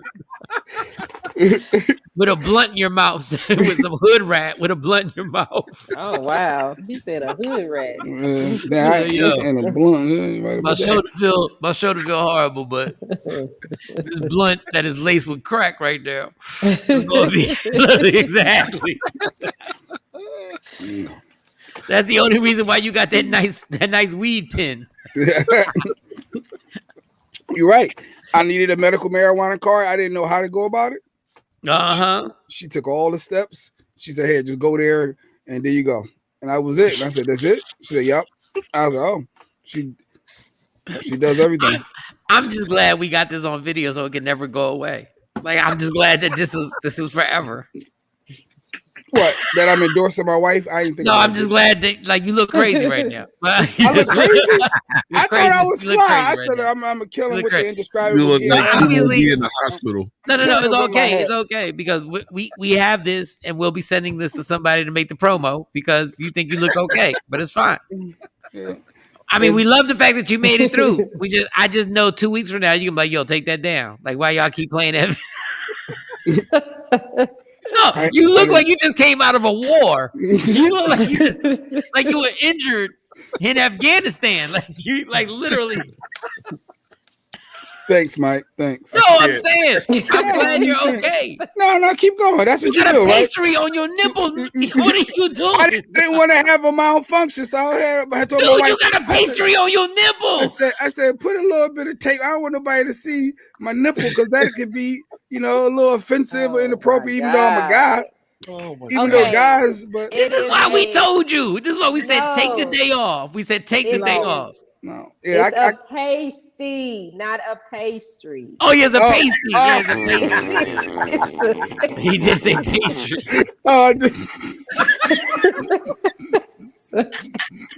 It's a pasty. Oh God. Okay, 1 hour and 27 minutes and 48 seconds. He had me saying pastry.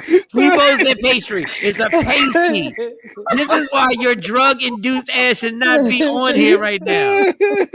Write that down. That's all we need. I don't even understand. I wish I could get you on my Instagram live so y'all can see this dude. This is amazing. Like, hold up. Let me show y'all on my TV.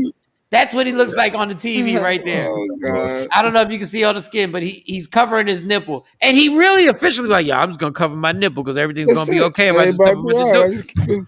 The fact that your nipple is even close to being out, you should have taken a day off, but we're glad you're here. And well, no, I'm about to be out.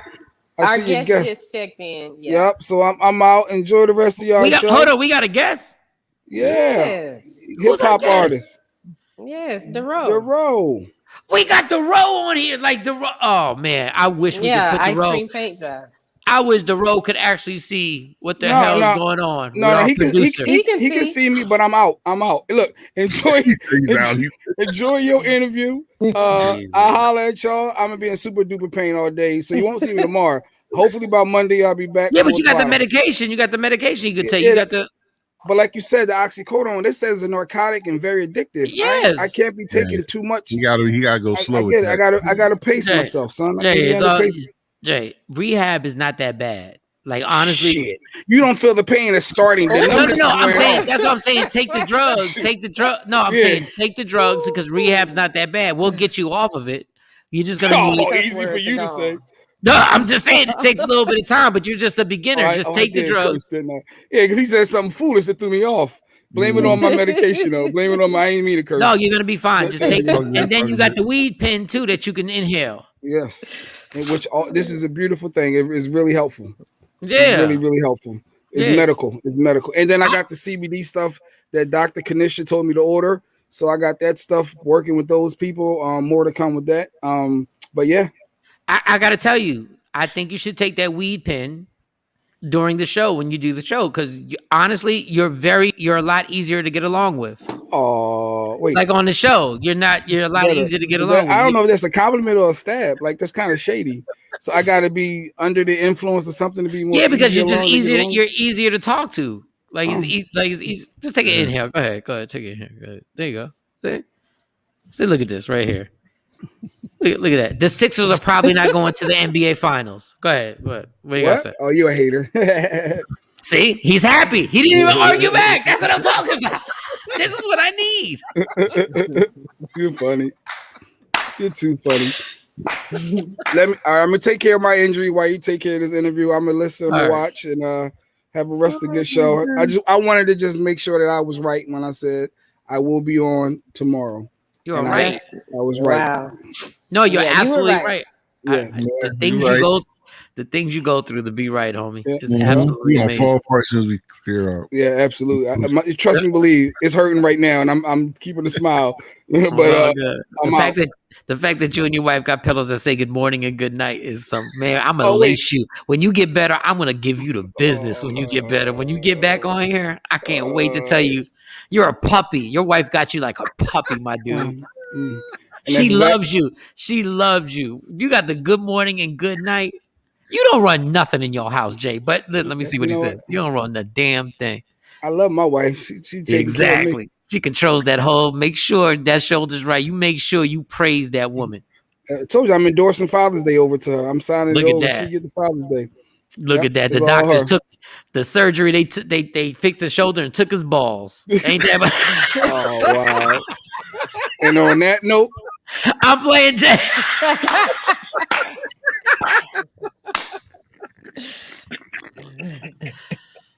Yo, in all seriousness, shout to Lady Q. Shout out to Lady Q for holding her husband down in a crate. Like that's amazing. That's dope. That's dope. Yeah. Let's bring up our good friend. This man, I tell you what, I didn't understand what his importance was for the DFW, Dallas Fort Worth. I didn't understand his importance in hip hop until I came out here and they had to school me because when I go to different cities and I go there, I like to respect everybody's culture and I like to respect what goes on in their streets and in their music environment.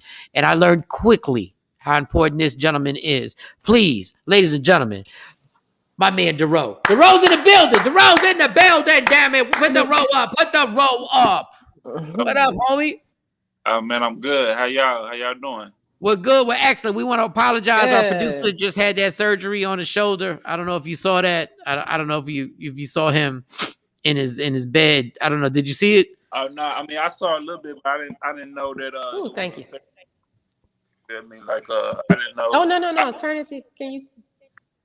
Yeah, I'm way to turn because I'm actually on my phone. I couldn't get my laptop in time because man, you know I don't want to be up this early. You feel me? I know. So what's good, sir? What's good? Talk to us. What's going on? What's going on? Let's spread the word. What we promoting? What we doing? I'm in Houston right now. I had some studio sessions that I had to come out here and finish. You feel me? So I flew out here for the last 2 days. I've just been out here working. But I mean, I got a lot going on right now. You know, I just put out a record with Sauce Walker. Shout out to Sauce Walker from the H. You know what I'm saying? We did a little record called Hit a Lick, Connect Dallas in Houston. I got a record out called 24/8 with my 6'3" brand. You know, I'm working 2 brands right now. I'm back and forth from LA.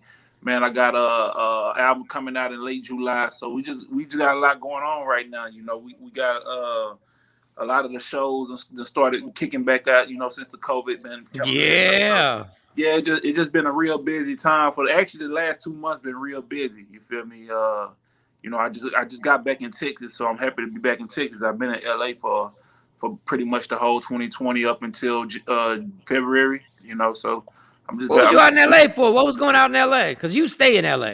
Yeah, no, I had moved out there in January 2020, and then, you know, I was out there, you know, I was recording, and I had a new record out there, and I was just out there networking, getting a lot of stuff done. And, you know, COVID happened, so I kind of got stuck out there in one way, and you feel me, and you know, it wasn't no way to kind of just guess how that year was gonna go. So I ended up staying out there just working the whole year, you feel me, for the most part. And then I came back to Texas a couple months ago. What is it? You're a veteran. Like you're a veteran. You're a veteran in the game. And how did you have to adjust to this whole streaming situation and getting your streams up and Spotify? And that it still confuses me. Like how does an artist make their money now? And if you're signed to a label, not signed to a label, how do you go about making your money now? It's more about, like you just said, the key word is adjusting. You feel me? Like with me, it was just that. You feel me? I mean, at the end of the day, it still come down to the product. It come down to the music.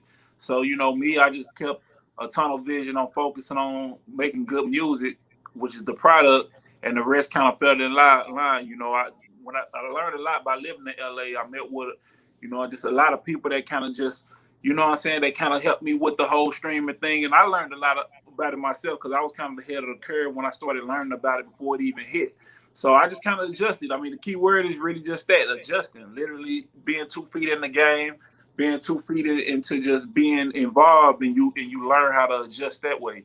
So yeah, I just have to use that word, adjust. But the crazy thing is, it's not like you're a young dude, but it's like these rappers now are super young. Yeah, and I it's mean, almost.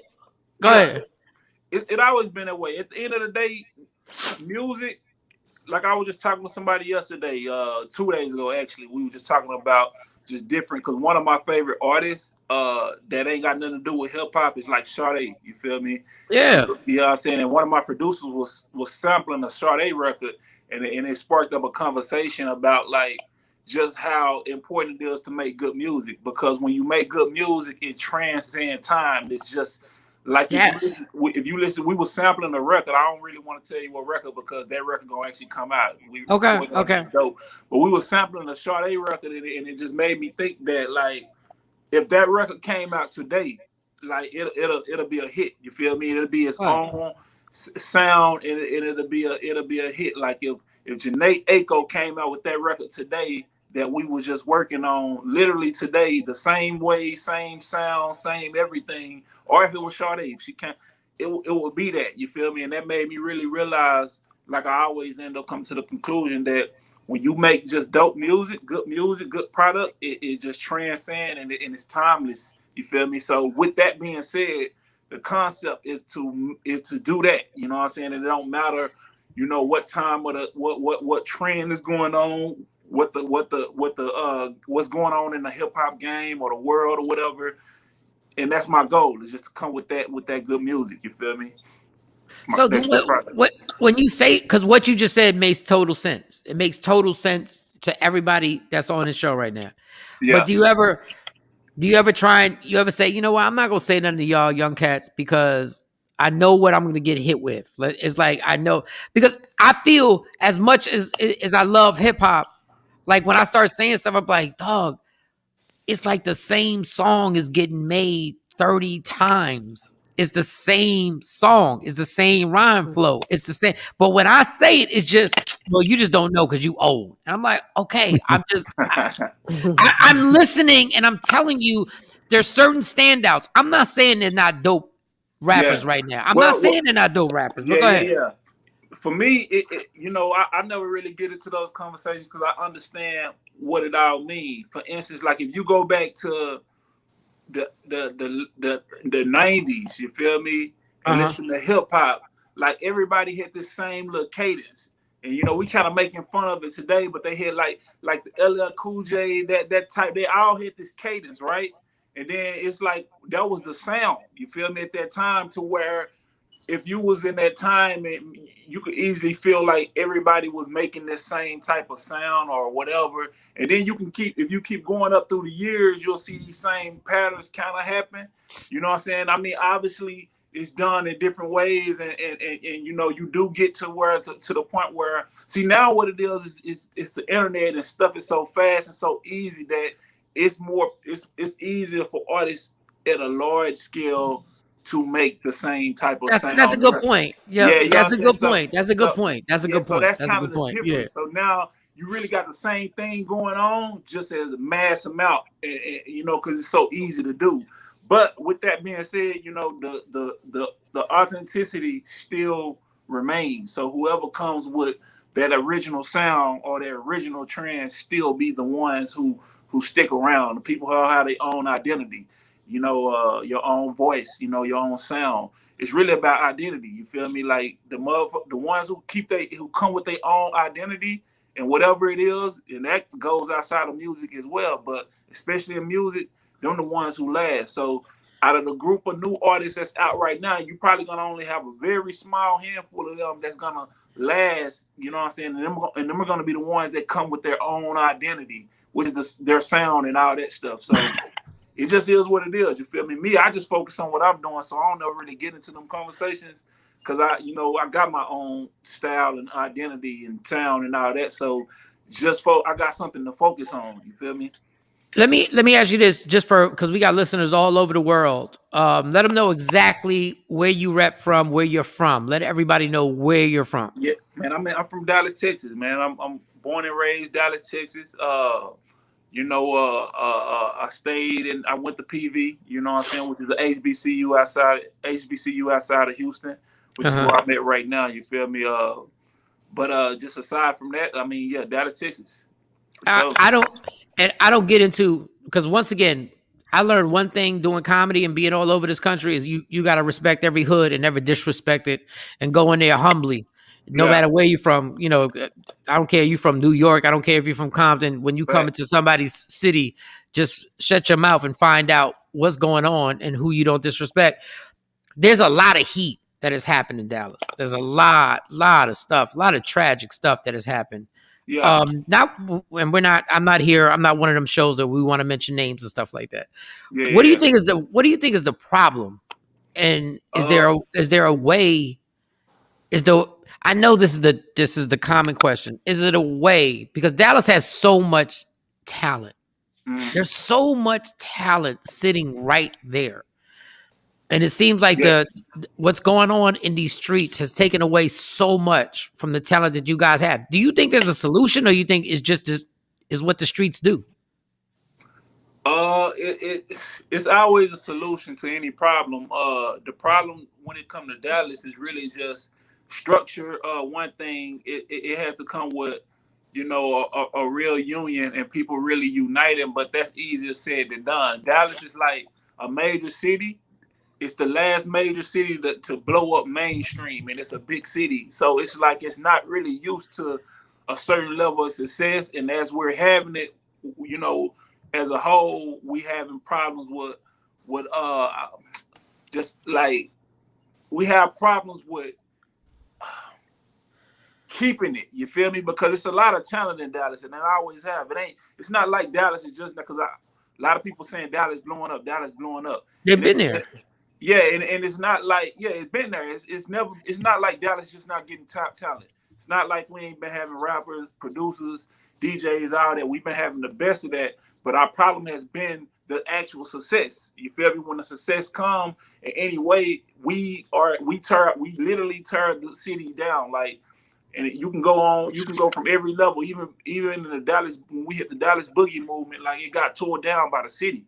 You feel me? And just we just have a hard time doing it as a whole, and a lot of that comes with a lot of different things. I think over time, you know what I'm saying, it works itself out because you have examples now. You know what I'm saying? This is the first time where the city really got examples to be able to see, like, okay, this is what happened when, you know, when artists do this and people get into it and people put the beef first. You know what I'm talking about? This is what happened. So you got a lot of young artists coming up. They see that.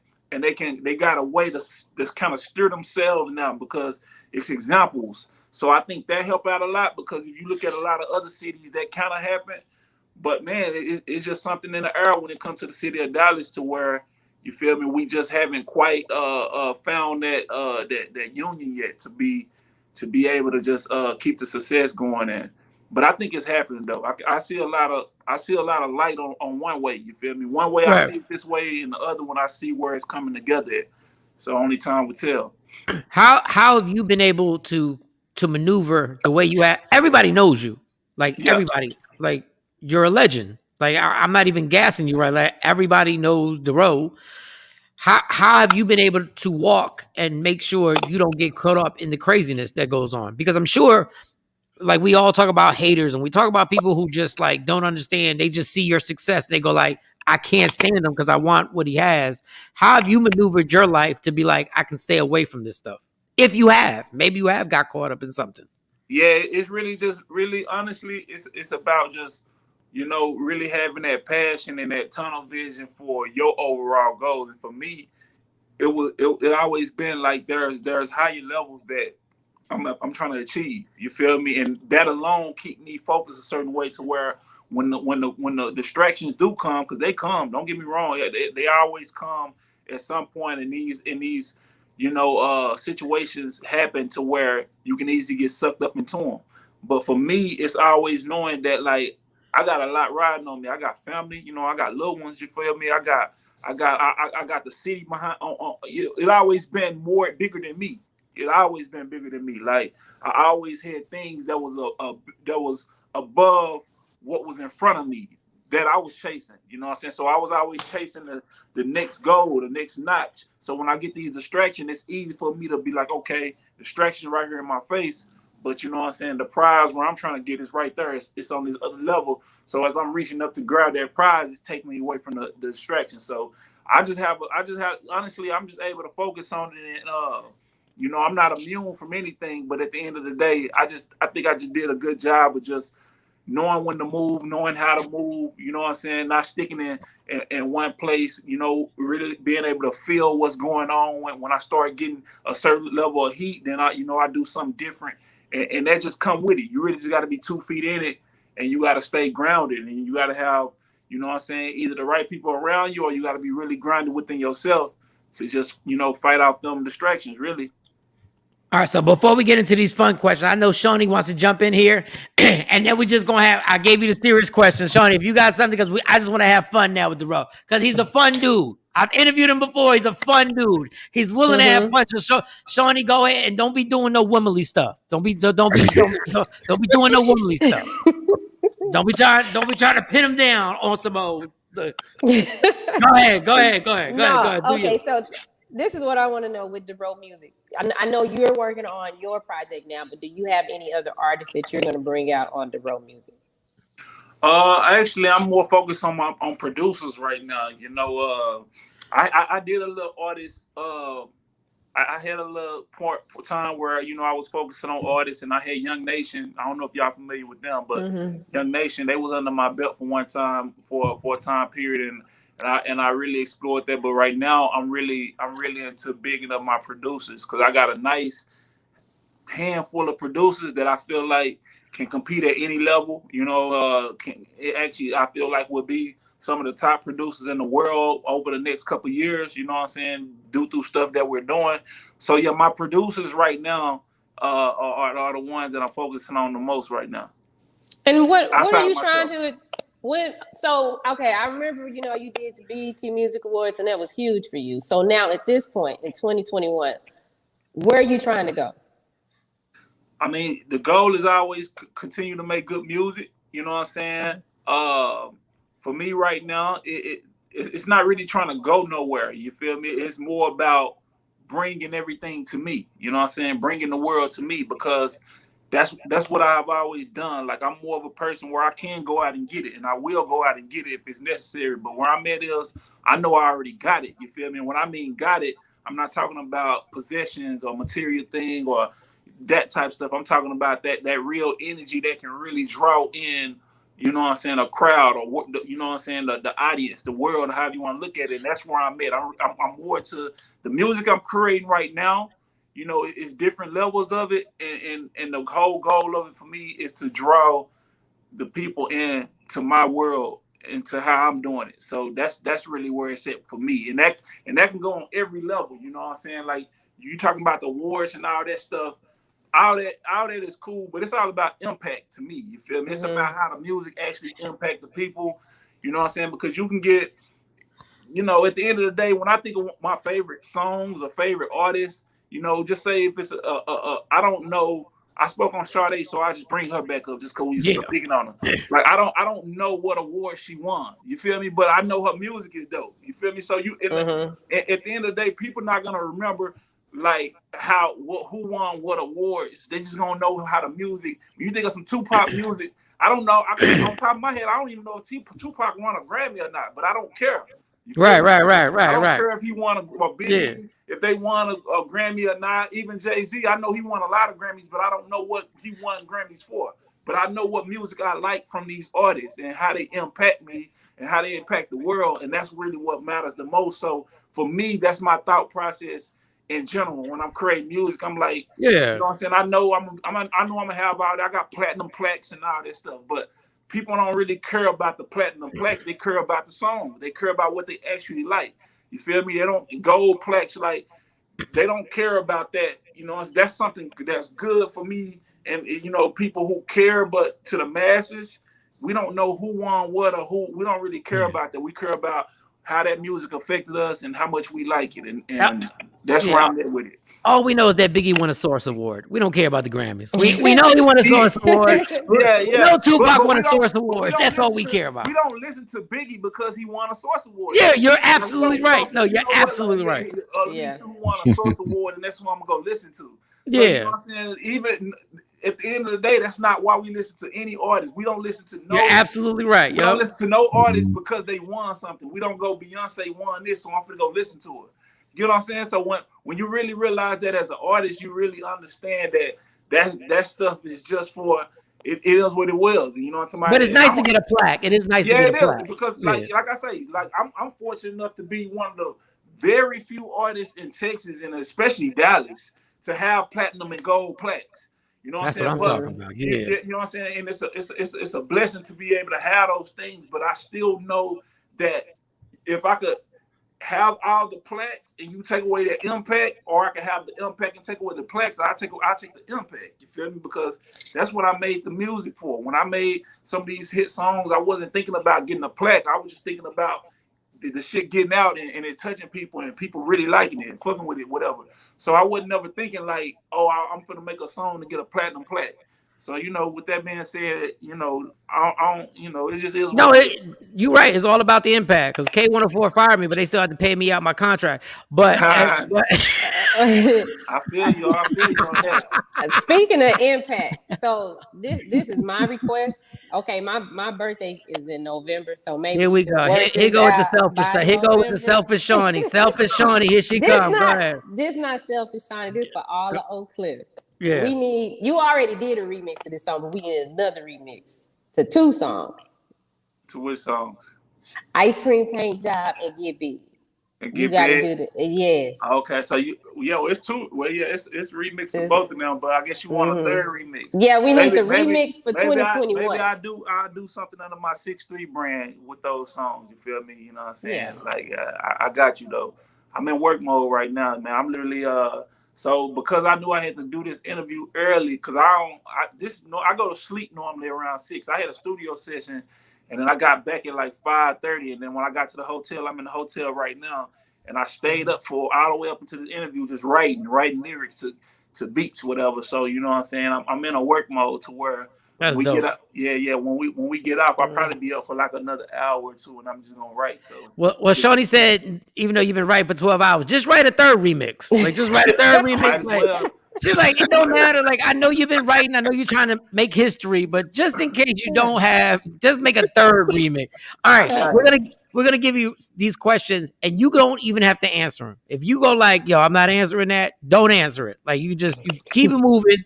Or okay, number 1, biggest check you ever got at one time.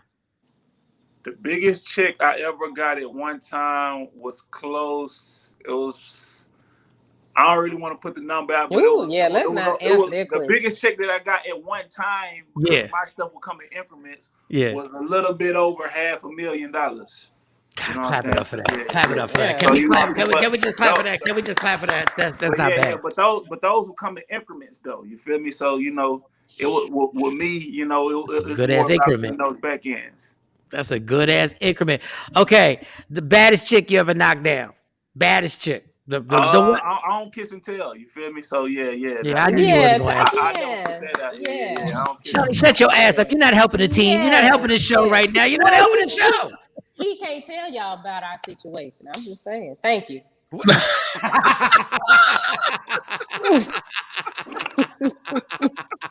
So you just told. Next question. Funny how you why would you do that? Why would you do that? He did not have sex with you, Shawnee, ever. Y'all never had to stop. He didn't have sex. I never put that out. He'll never tell. He'll never because it didn't happen, Shawnee. You're being very disrespectful right now. It didn't happen. God damn it, it didn't happen. Okay, the one song that you like that nobody would believe that you like. It's the one song. One of my songs? Yeah, no, a song, not your song, just a song in general. Oh, a song in general. That you listen to, that you like, that they would be like, there's no way in the world would believe that I actually like this song. That's a good question. That's a lot of them songs, man. I probably have to go to my playlist. I can tell you a song that we were sampling that obviously, if I sample a song, I like it. Right. That we were sampling that a lot of people probably wouldn't expect. Y'all remember that Tainted Love song? Mm-hmm. Yeah. Tainted Love.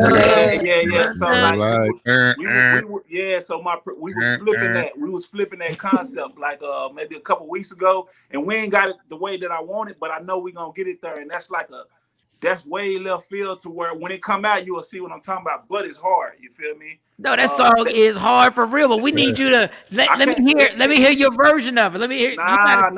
Y'all can't hear it because the way I flipped the hook, That's why I did it. And if I flipped it, I don't want nobody. I ain't put the song out, so I can say it right now. Somebody can take it and make a whole different thing. I really didn't want to say that I flipped Tainted Love, but the way we did it, can't nobody read. They can't do it how we doing it. But when I meant sing it, we had Freeway on here. Obviously, Freeway from Philly, Rockefeller, and everything like that. And we was like, "What's the song that you really rock with that nobody would know?" And he's saying this Vanessa Carlton song. I don't know if you know it. When it goes, he said, "Making my way downtown." And he actually was like. A lot of people been flipping that song though. I've been seeing it on social media. That song got flipped about 3 or 4 times. You know what I'm saying? And it was on White Chick. So that's a hard song too though. That's a hard song. I love it. Because good music is good music. It don't even matter the genre. You feel me? Like it don't even matter the genre. Like hit music, good music. It's gonna work. You feel me? Even if you one of them type of people where you don't wanna like something, your ear can't lie to you. You know what I'm saying? Real talk.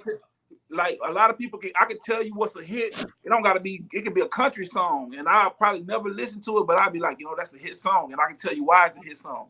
You got the melody, certain lyrics, just certain ways that any song can work. And that song that you're talking about, like if I heard that today and before it was a hit, I'd be like.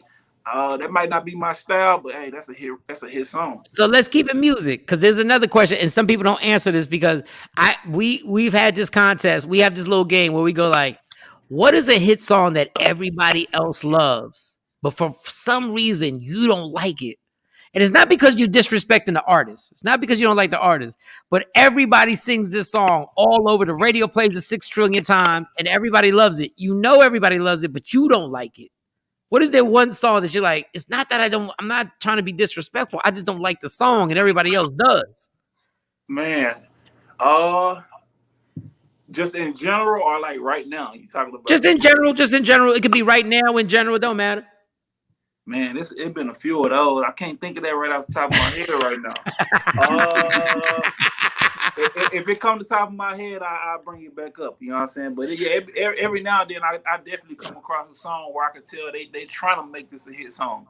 You know what I'm saying? Like, yeah, you get them. You know what I'm talking about? But you can't force it, and people will let you know. One thing about music, like you can force it all. You try and force it all you want, but the people, if it ain't a hit or if it ain't that, people ain't gonna respond to it a certain way. Yeah, I come across some songs right now. I can't think of one on the top of my head. So I don't ever ask anybody the top 5 rappers of all time. I ask people their top favorites because I don't think it's fair to say the top. It's impossible. I can name 30 people that should be in the top 5. Yeah. True. But give me your top 5 favorite artists. This doesn't mean they're the best of all time. You just happen to F with them. You're like, yo, these are my top 5 favorite artists of all time. I have to go with Hove, Tupac. Hove, Tupac. Can I use a group? I have to say Bone Thugs as a group. You know what I'm saying? Because they introduced me to music.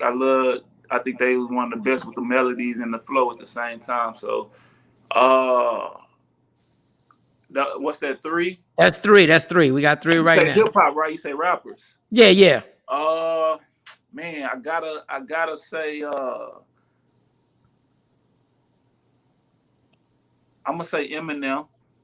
I rock with Eminem harder than a lot of people, want to rock with Eminem. But Durrough, I have been thrown out of barbershops for what I've said about Eminem. Like, people hate me for what I say about Eminem. I don't know what happened within the last 5 to 10 years to where, because at one point Eminem was always thrown in that mix and with that respect. But it's like somewhere in the last 5 years, people just either forgot or they just done something that happened. But Eminem is on the top for different reasons because of, you talking about a person that can just bar out, story tell. He had the melodies. Yep. You know what I'm saying? He just had the whole package. I don't care what nobody say about that. You feel me? So that's 4.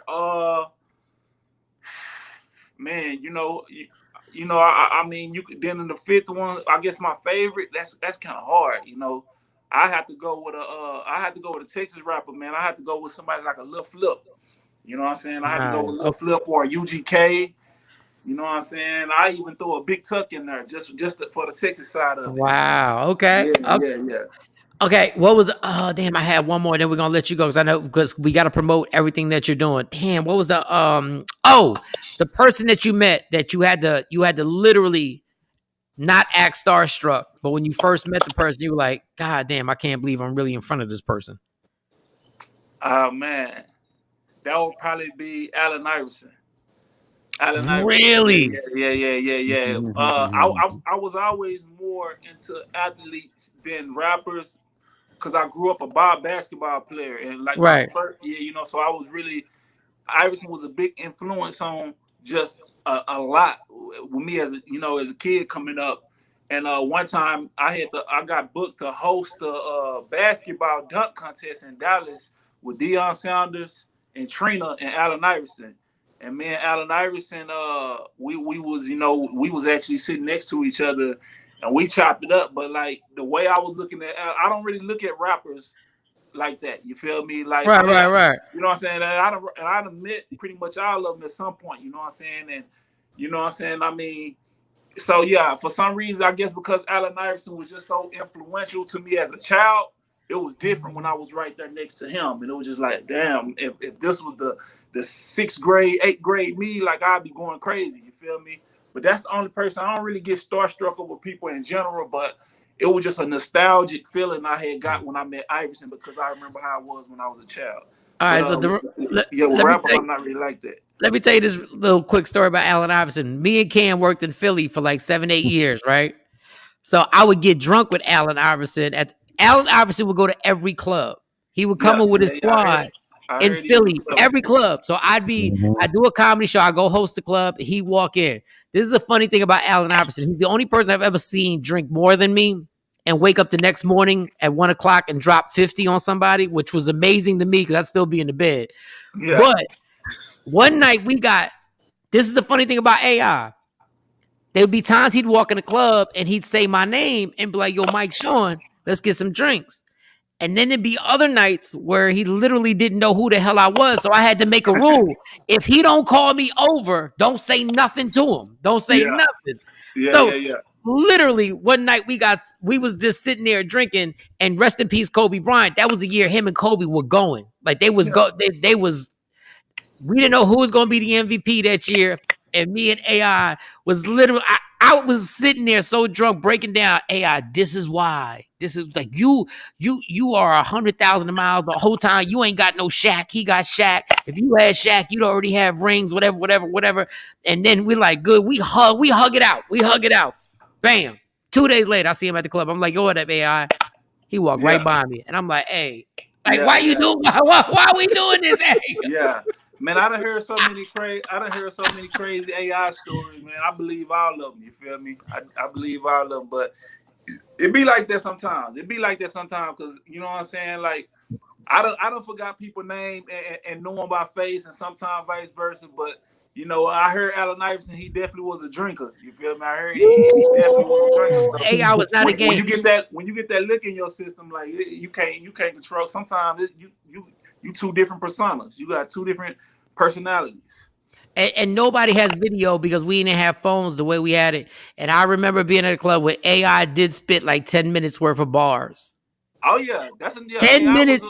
He was a rapper for real. Like it's certain rappers, hoopers that you can respect on that level. You know, AI was one of them. You know, another one is probably in this day and time like a Damian Lillard. You feel me? Dame, yeah. But now Iverson definitely he definitely he could bar out.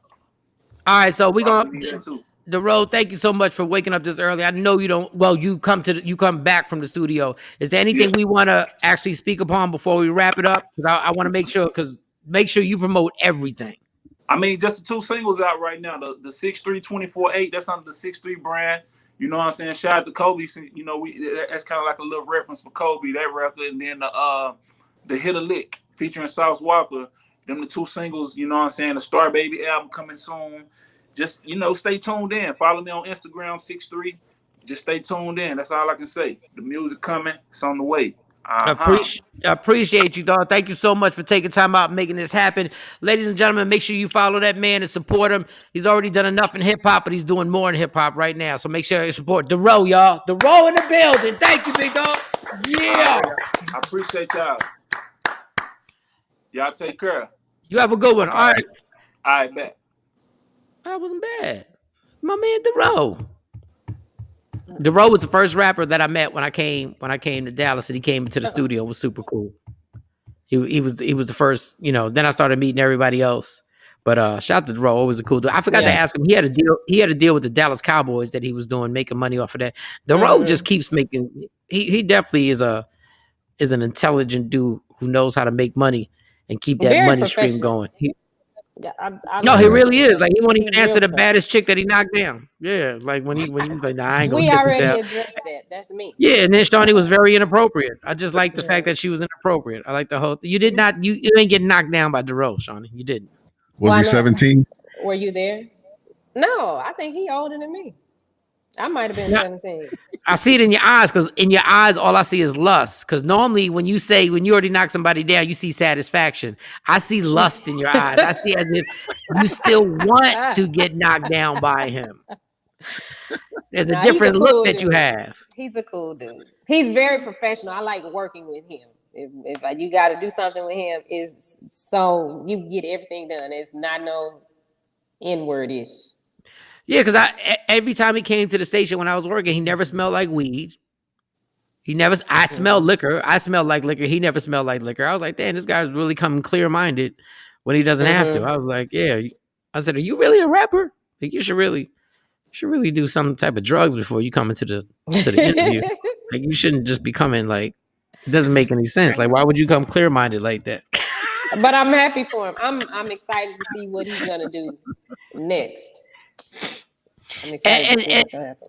And I know this happens in every city. I know it happens in every city. So I don't want to sound, just like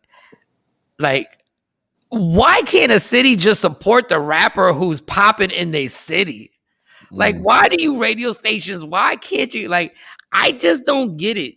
Like, even Nelly and those guys will say the same thing. Like, they got to go out their city to have all these songs get played and you're popping and crazy. And then you go back to their city and their town and you're like, but you're not getting played every hour. But I don't understand. I don't know. It's because the program directors aren't from that city. I don't know, because the program directors come from. I know they'll give you a whole bunch of politics and everything like that. But then I walk around DFW and everybody knows Durrough. Everybody, Trap Boy Freddie. They all know these guys. And you go like, but why won't the radio station? And you know what? I say it now for this show. I don't say anything in music meetings, or I don't go to program directors anymore, because people in Philly, I sat in a meeting and they told me that Jay-Z was just good to play in the club. And I argued with these people for an hour. And those people are still around. And I'm not saying they're bad people, they're good people. But they literally were brainwashed to tell me that Jay-Z is only good to be played in the club. I don't know what y'all doing. I don't get it. I don't know if the Illuminati took over. I don't know if there was a ritual and they killed goats and cats and they were like, we can't play hometown music and don't call it hometown music. I just don't know why you can't do it. Like but guarantee you, every radio station in DFW, when they wanted a live event to pop, they'd call those artists, the local artists. They'd call the artists and be like, "Come on down and tear the club up." I should have asked them that. Damn, I wish I could have. God, I wish I could bring them back on and just to say that one thing. Why? Like when I forget the song he had, which was a perfect radio song. It's like he made it, and I was like, this is a perfect radio song. Like, this is an easy listening radio song. God, I should have said that. I'm sorry, y'all. I disappointed myself just now. Get him back on. Send him the link back. There was a song of his I was playing in Philly real heavy, and the whole time I was trying to recall the title, and I still can't think of it. God. Can we get the road back on? Is there any way we can get him back on? Is he done? I gotta ask him this one question. Okay. Just ask him. Tell him if he can't. I just gotta ask him this one thing. I just have to. I'm so mad at myself right now that I didn't say it. Tell him I just got one more. I just got one more. Let's just see if it happens, because I really want to hear what he says.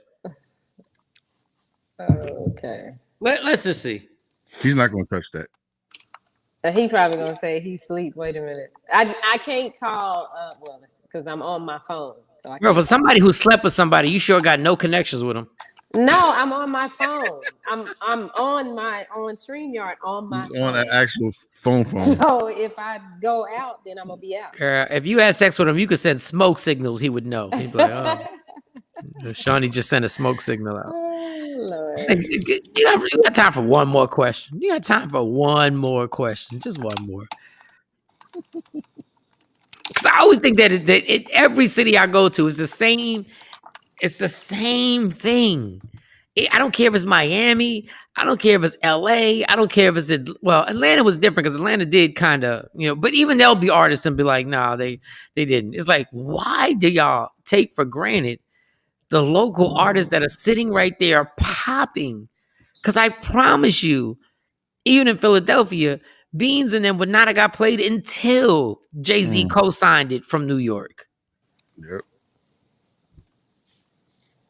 Give him a minute. Let's see if it happened. Let's see how much pull Shawnee really got right now. Let me see. Because I should have known we were interviewing somebody like Durrough, because she got that Sex Me wig on too. Take a break to use your phone. Jay Black is texting. Well, Jay Black is out. Then Jay, you need to come on, because if I go out, who can control all the stuff? Jay Black's medicine still ain't kicking. He's still ain't kicking. He's talking about that's a dope question. Yeah, he keep texting me. Yeah, I should have got that. I should have asked him. Yes, one more question, Mike. I just need one more question. I know this is old and professional. Nobody does this. You've been to Chicago lately, Mike? I haven't been to Chicago in years. And when I went to Chicago, I did a comedy show at a comedy club.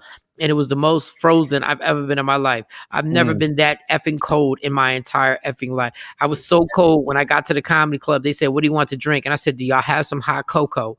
And I swear, they gave me hot cocoa, and I did not take my coat off for like 20 minutes. I've never been there. I don't know how y'all live in Chicago in the wintertime. I don't know how that wind be like. Oh, listen. Oh, that's Jay Black. Oh, you thought you had it? It's Jay Black. That's he's the not win. gonna come on. Okay, he's going on so he can do this. Okay, so hold on. He's in so he can control everything. So okay. like if y'all decide to go to break or something, you can. Goodness gracious, Jay Black. Hey, he's a gangster. Because I promise you, y'all, if I get surgery to remove anything, like if I get surgery to Hangnail. A hangnail, y'all not gonna see me for a week. Like, don't even call me. Like, if I have a splinter and the splinter has to be removed, I'm out. There's not don't dog. If I get my eyebrows done and something goes wrong, I'm not talking to y'all for like another 48 hours. Something went wrong with my eyebrows. Like the lady put it on. I had an allergic reaction. The eyebrows ain't right. The chick arched them in the wrong way. I'm not. And I don't give my eyebrows arch. I tell them straight and down. And they all giggle because I'm like, no, if you arch me, then I can't go in public for at least 6 or 7 days. Straight and down. Let me see. Let me see if I can I just want to get this one question to Durrough. I just want to hear an artist just tell me why the damn thing happens and whatever. Maybe you're right, Cam. Maybe he won't touch it. These things will be level-headed to know maybe it's not good to answer that question. Maybe, but because you might need a favor later on down the line. You might be right. That's why I'm not a rapper. It would piss me off. Every live event, we'd all call, what was it, Trap Boy Freddy? There was some other rappers, and it would always be Durrough, like call him, and then they would save the day, and they would rock the crowd. And I'm like, that is a damn shame that tomorrow morning y'all not gonna play his song. We wouldn't even play a song when we interviewed him. That to me was just like crazy. And that's new and his older stuff. Yes, like he'd come, like, and I forget the song that he had. It was like 3 or 4 years ago, maybe 5 years ago. He had this song that literally was perfect.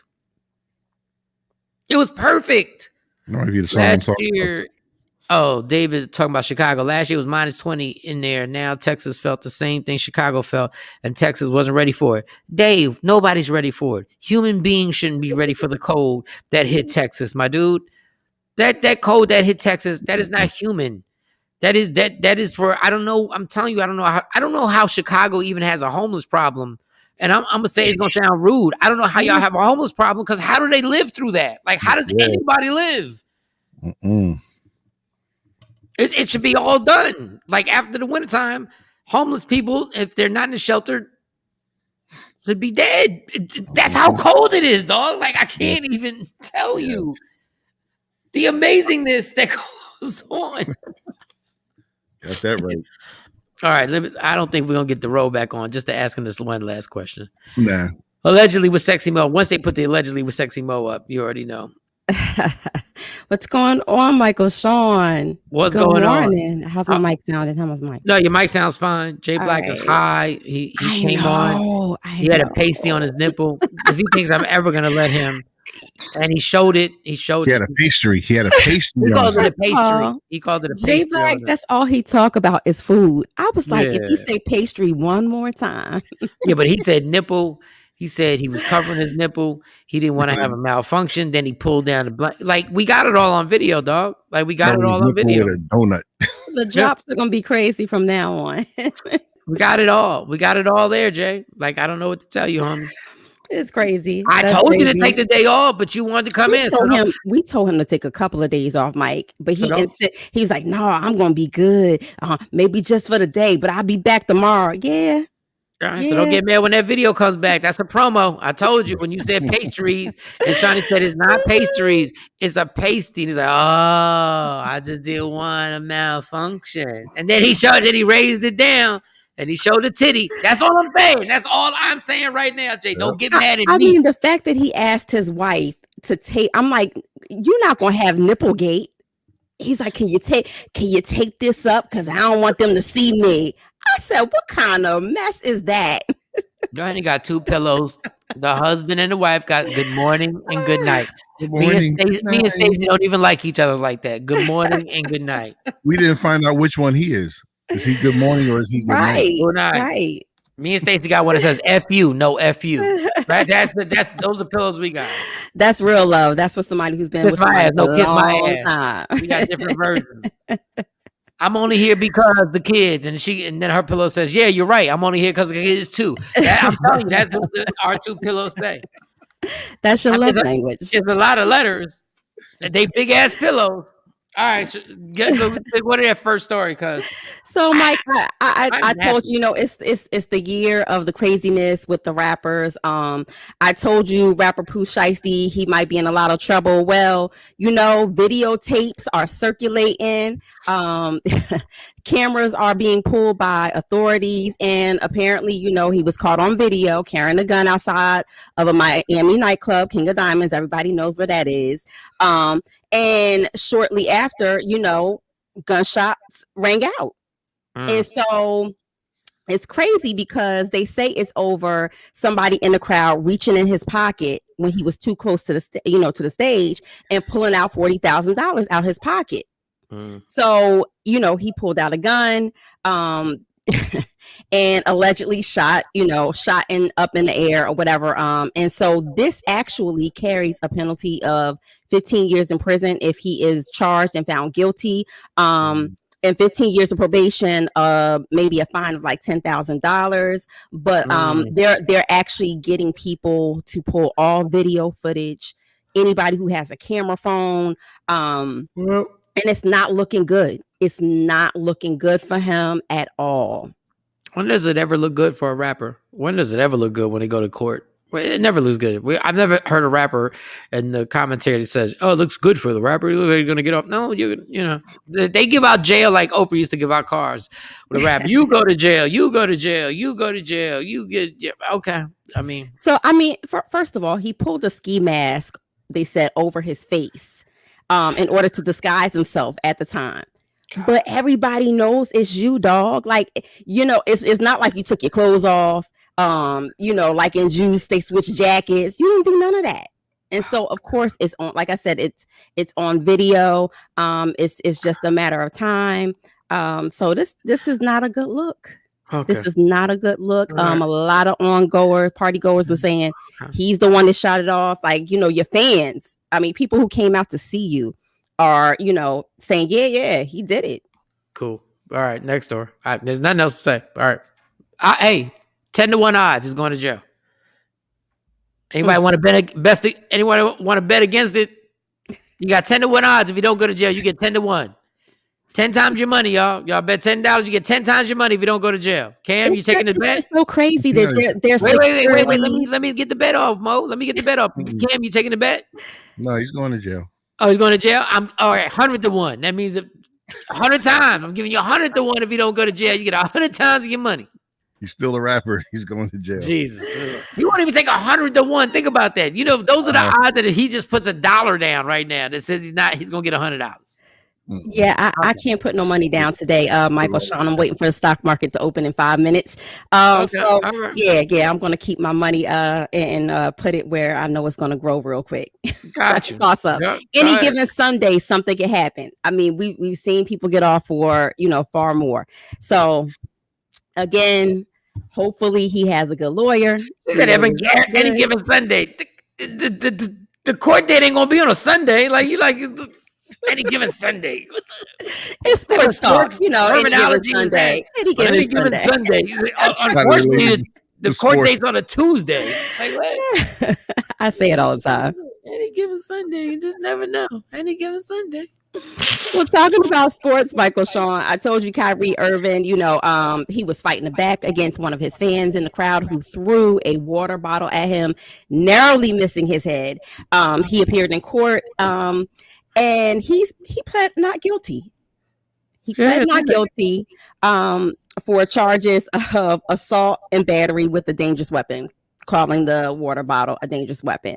TD Bank has told him he has to stay, like the parameters right now is that he has to stay away from TD Arena. These athletes are not playing with y'all. Y'all keep throwing this popcorn. Y'all keep throwing little stuff from the little sidelines as they're going back into the locker room. And the arenas, and they're backing them up.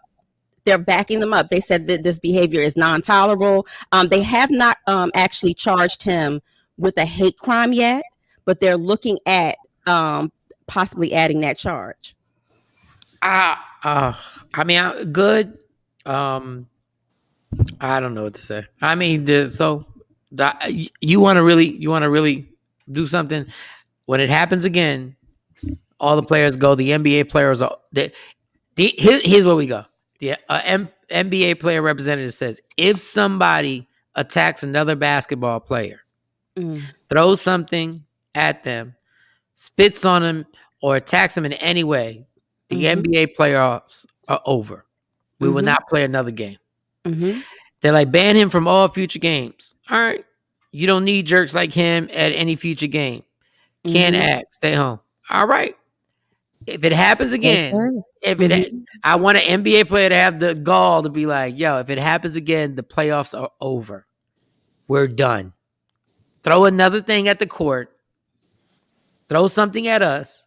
Spit on us or do something to us again, and the playoffs are over. Let me see that happen. You have to think, if a water bottle is coming at your head from afar and it has a full bottle of water, it can hit your temple. I mean, it really could have done damage. You know, everybody's laughing like, it's a water bottle. It's not a big deal. No, it is a big deal. It's a big deal. I mean, it's a big deal. I mean, it's a big deal to throw something at somebody. I don't think Kyrie would have been destroyed if it hit him. But I think it's, the popcorn. It's just it's symbolic on how white guys think they can do to other black men on the court. It's the symbolism behind the action.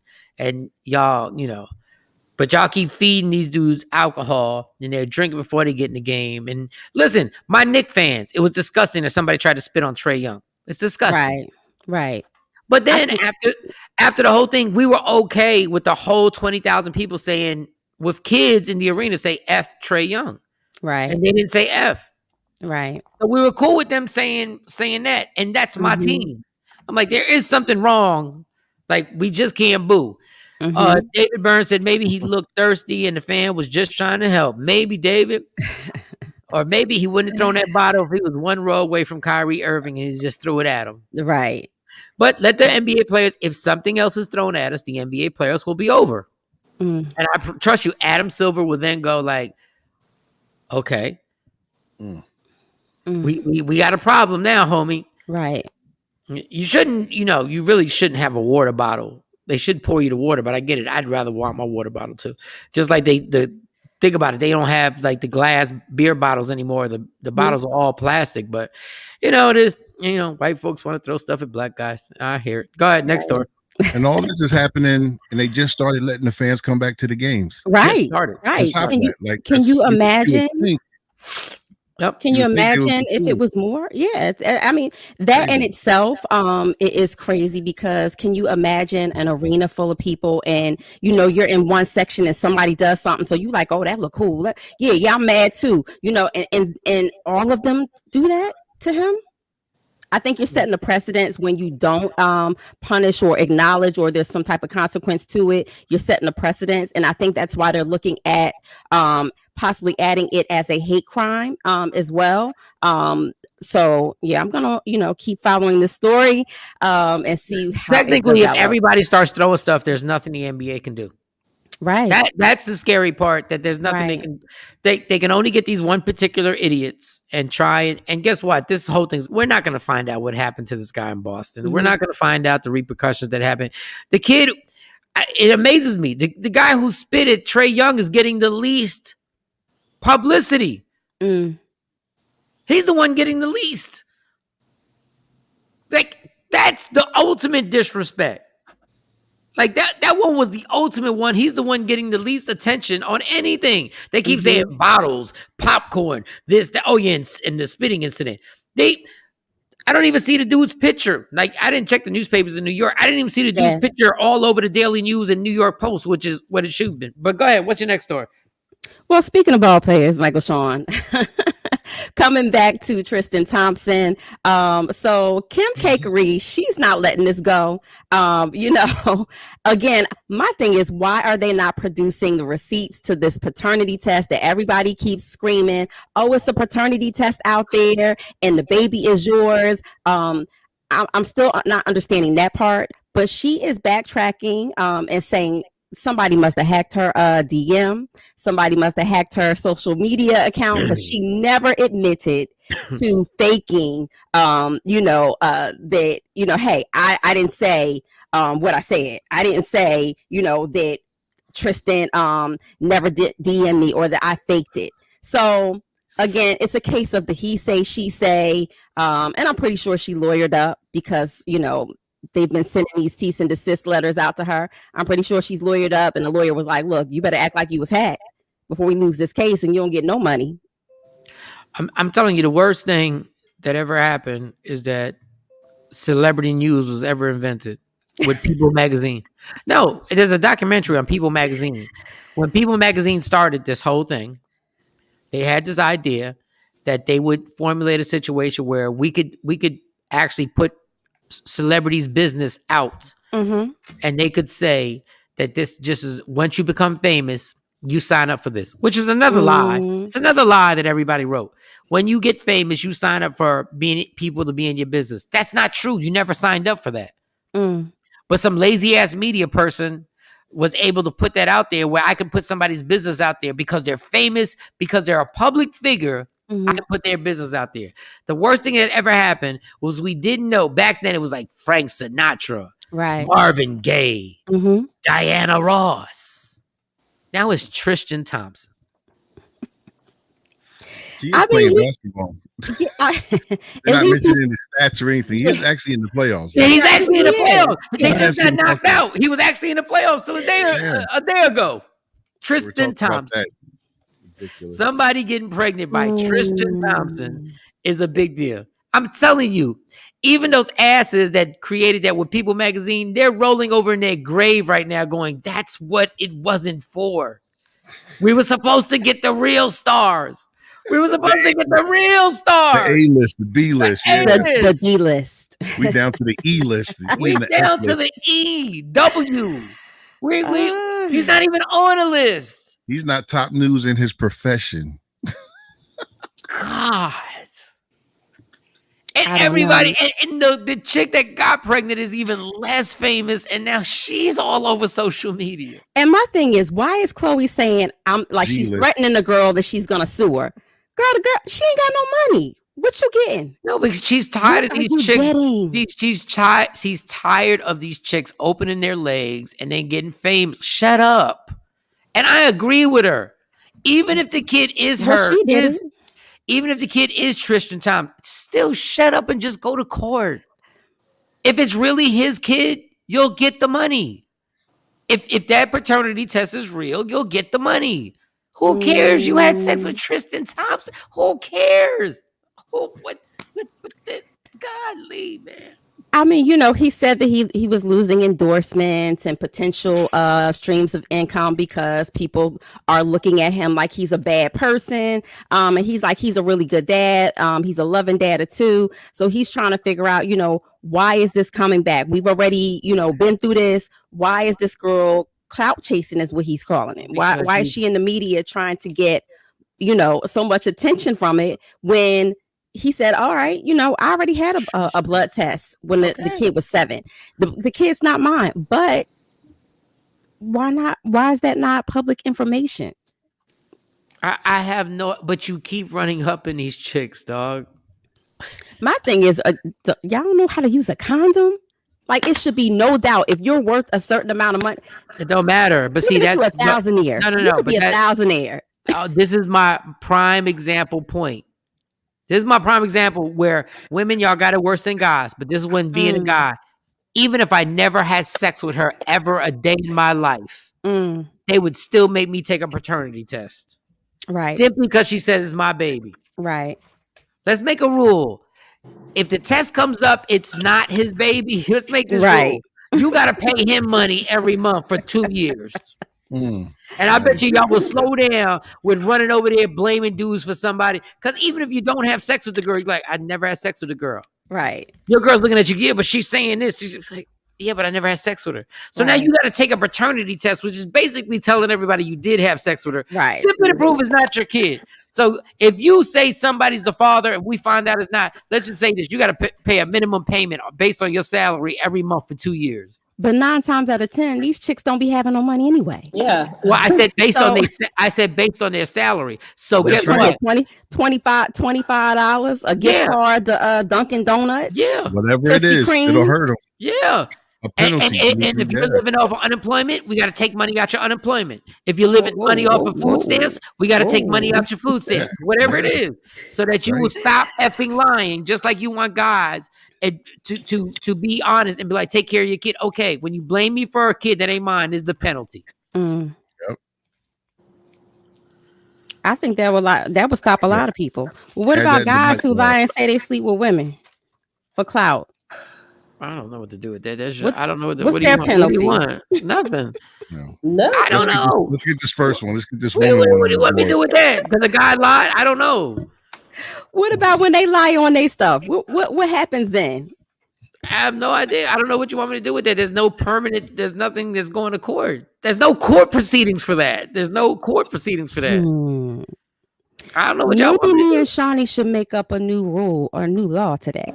Stop hanging around them dudes, because half the time you be hanging around with them all giggle, laugh, and then they turn the tables and say they smashed you out, which is wrong. But then stop hanging out with whack dudes. Y'all be hanging out with these lames, talking about I knocked you off. Then everyone on Murray would be getting paid. You are not the father. Off the muscle. Real talk. Everybody in Murray, you are not the father. I'm not clapping for nothing. Okay. Now we need that check for you accusing me for the last whatchamacallit. Oh man. Well, if you say, it depends on the state, but you know that you can actually get caught up like that and have to pay child support. Yeah, there's a guy. There are many guys who prove that the kid wasn't theirs, but because their name's on the birth certificate, they still got to pay child support. How does that make sense? That don't make. Never mind. How does they agreed to be the father when they put their name on the because they thought they were. They thought they were the father, and then it's proven they're not, and they still got to pay child support. Oh well, in that case, depending on the time. They should have. But it doesn't happen. Have to deal with that. Yeah, but you're right. It doesn't happen because it depends on the law where you at. And this is where it gets grimy. Guys, don't put your name on that birth certificate. That's right. Whatever you do, don't put your name until you know exactly. Which it sounds so hard. It's so bad because then when the kid is yours, you be like, I didn't put my name in your birth certificate, but you got to be real with them. I didn't know you were mine. I just didn't know you were mine. And it's harsh. It's so harsh. That's a crazy conversation. The worst part is paying when it's not your child. Oh. That's not your birth child, and I gotta pay. Oh no, let me tell you something. At least let us know that you're rolling the dice on picking who you want to be the baby father. At least let us know that you're just trying to pick the best one. At least let me know that you picked the comedian because you thought I was rich. Let me know. Let me know that you thought that the other guy that was a potential was a loser, and you picked me. And I'm like, but let me know. So we can do the paternity test. Don't just do it and be like, no, you're the father. Me and him wore a condom. And man, you'll shut your ass about me and him wore a condom. What would you say though, for real, if a chick told you that? That what? Like in real life, if this was a situation, the chick was pregnant, and she said, well, you know what, Mike? I don't know who the baby daddy is, but I want you to be the baby daddy because all of them. Yeah, I'd be like, I'm humbled, but we got to take a paternity test because I know all I am is your better option, and I get it. Paul said, "Sorry, baby girl, your mama was a hoe, and I wasn't sure." and women will be like, I had sex with you today. I had sex with him yesterday, but me and him wore a condom. Like a condom don't break. Like, just let me know. Like, just tell me the truth. Like, listen, I really hope you're the dad, Mike. I really hope you're the dad. Okay, well, take the paternity test. And guess what? If I happen to be the dad, damn it, we'll both high five. Bam. Every kid's a blessing. I'm like, you won, girl. I don't know. I don't think you think whatever you think you won. I don't think you know what my finances really are, but okay, you won. I'm gonna do the best I can to help and everything, and I'm gonna do my part. But I think you thought you hit something that you didn't hit. But can you imagine taking care of a kid for like 10 years and then finding out it's not your kid? Because I know me. If that happened to me, you are my kid now. I'm a ass like that. Like 10 years of me calling you my child. I know I can't disconnect. I already know I can't. 10 years of calling you daughter or son or calling you by your name after 10 years. I'm like well, at that point, you both got lied to, the child and the dad. It's all about the mom. She's the grimy, slimy, a whole bunch You're of looking other at her like, you really did this? She's the one who needs to go to jail, do some time, something. See, I think in those situations that it's the mother who should own up to her wholeness. Like, if you know that you sleeping with 5 different guys and there is a toss up between who your baby father is, like, and then you just have this child thinking, oh, my dad don't care about me. I don't have a dad. And then when you find out who the dad really is, then it's just like, oh, this child has all of this trauma and all of this anger towards this man. And he's like, look, I didn't know your mom was a jump off. You know what, Mom? We wasn't together. What you just said, as much as we get into it, you have never come out your mouth and said something I agree with so wholeheartedly. Well, thank you. Why can't y'all admit? I'm not talking to the 2 ladies on our show. I'm talking to the listeners. Why can y'all not admit to your wholeness? Why do y'all act like we didn't see it? Why is it so hard for a woman to own up to her wholeness? But you're quick to say every trifling thing a dude did. Every trifling act. I know what you did. I know your wholeness. I know who you smashed out. When you smashed them out. The day before and the day after. Like, why can't y'all admit to your wholeness? It's because of the way we were taught. The girls were taught that you're supposed to be a lady and cross your legs. Men don't want loose women, so that's why they don't admit to their whole face, because everybody they don't want to marry loose women. Johnny, your mic is sounding a little hollow because I want to hear what you're saying. Your mic sounding a little hollow. You never know what you're gonna get, Cam. Especially if you are not from that area and you dating this chick, right? You don't know what you don't know her past. Yeah, you never know. She seemed wholesome. She's you know what I mean, and this goes for men too. But she seems wholesome, and you like, yo, I love this chick. I love everything about her, and you slip up, and then you start finding out, whoa, like she got a lot of bodies. But let me be clear with this, and y'all gonna think I'm bullish, and I'm not. I'm not holding your wholeness against you. Right. Like, yeah. I got it. Everybody has a past. Yeah, I understand it. I understand the wildness. But just don't look at me in my face and try and act like it didn't happen and be like, I can't believe you did this, that, and that. Or you sit around calling some other chick a hoe and I'm like, these hoes out here. What are you talking about? Hoes out there. How about that? You got right here. Like 1.5 bodies. They hoe right here. Like, what are you talking about? Like, I am not the dude. I do not believe in that whole thing. You can never turn a hoe into a housewife. First of all, that's nonsense, because that's saying people don't change. And that's saying people didn't wild out in their 20s. So now you want to hold that against her because she wild out in the 20s and did whatever. You don't want to hear about my bodies either. Guys act like women want to hear about the bodies that we were catching in our 20s. Like, no. Nobody wants to hear about them. I don't want to see the pictures. I don't want to see the videos. Just don't sit there and out in these streets. I was a beast in these streets. A beast in these streets. But then when we have that honest conversation, you really be like, you really just said you wasn't a hoe? Is that what you just said? You wasn't a hoe? And then you go like this.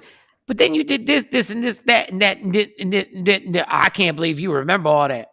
Was I supposed to forget it? Like when we're having it, I was supposed to forget it?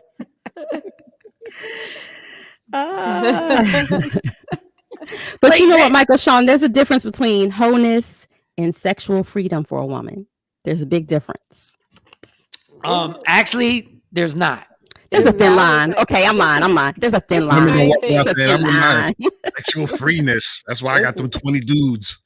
And guess what? Then just say, if you say, okay, I'll give you this. If you say sexual freeness, then keep that sexual freeness for everybody. Don't you ever come out your face calling me a hoe.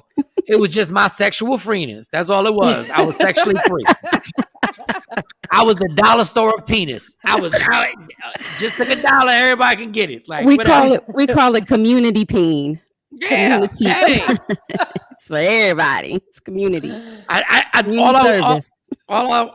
These conversations, and this is what irritates me when you have these conversations with somebody and they straight up look at you like, "No, I wasn't." Got it. How I meet you, right? And that's when he really gets. That's when people really get mad. How did we meet? Maybe they were just coming into their whole phase when they met you, or what they'll say is I was coming out and you changed me. No, I didn't. Okay. Let me tell you something. I know the levels of my penis. My penis did not change your holism. No, I did not. I didn't put it on nobody, and they were like, you know what? This is the one I'm staying with. No, it's not. It's not. It's not. Like, thanks for no things. Thanks for no things. I would love to believe that, but I know it's not. I know it's not. No, I know it's not. But anyway, that was a good discussion. You got another story? We can wrap this. Oh, we're done. If you got another story, go ahead, go rock out. No. We can wrap it up. I do want to say that this has been a crazy week. Yes. An extremely weird, crazy week. Why? Just a lot of stuff has been going on. So I'm going to be in South Carolina. So I'll be broadcasting from sand in my ass come Friday. Why is it a crazy week? Because you got to have sand in your ass in North Carolina. What's going on in North Carolina? Like that, you can't be vague. Or South Carolina, you can't be vague and say it's a crazy week. Like, what is the crazy week? It's just a lot. I mean, the things that I've been seeing and the things that have been coming across my inbox, it's just been crazy. Are you about to jump into your new host stage? Is there a host stage that you about to, is there something that you about to do? Set up, yeah. It ain't. Sand in the air. I need to learn how to put the block feature on my inbox. Because I've been getting a lot of unsolicited emails. What can I ask you something? And I'm not saying that y'all do it because wholesome Cam. No, Cam does it. Cam does it. Cam ain't wholesome. Cam does it. Cam ain't wholesome. Stop. But why do men feel the need to? Y'all don't have that relationship, right? You don't have that type of friendship. You don't even really know a person like that. They're trying to get to know you. Okay. Why do men feel like they gotta send peen pictures to your DM? Oh wow! Don't live that life. And then when you open it by surprise, and it looks like it came from Baby Gap or the Children's Place. Yeah. And then you don't respond, like you don't say anything. They put the question marks. Well, you want? Like what? But I said this on the radio when I was at the other when I was working on another radio station. Mm-hmm. There was this notorious chick that would send vagina shots, right? That's crazy. Okay, but this is the crazy thing. And I'd go like, I showed it to the studio. I said, this is some random. I said, this is where this is going. And then they would disappear. So I would be like, well, I didn't know there was a feature where somebody could send you something in your DM and then make them disappear. Yes. It's like a vanish mode. Yes. I didn't know.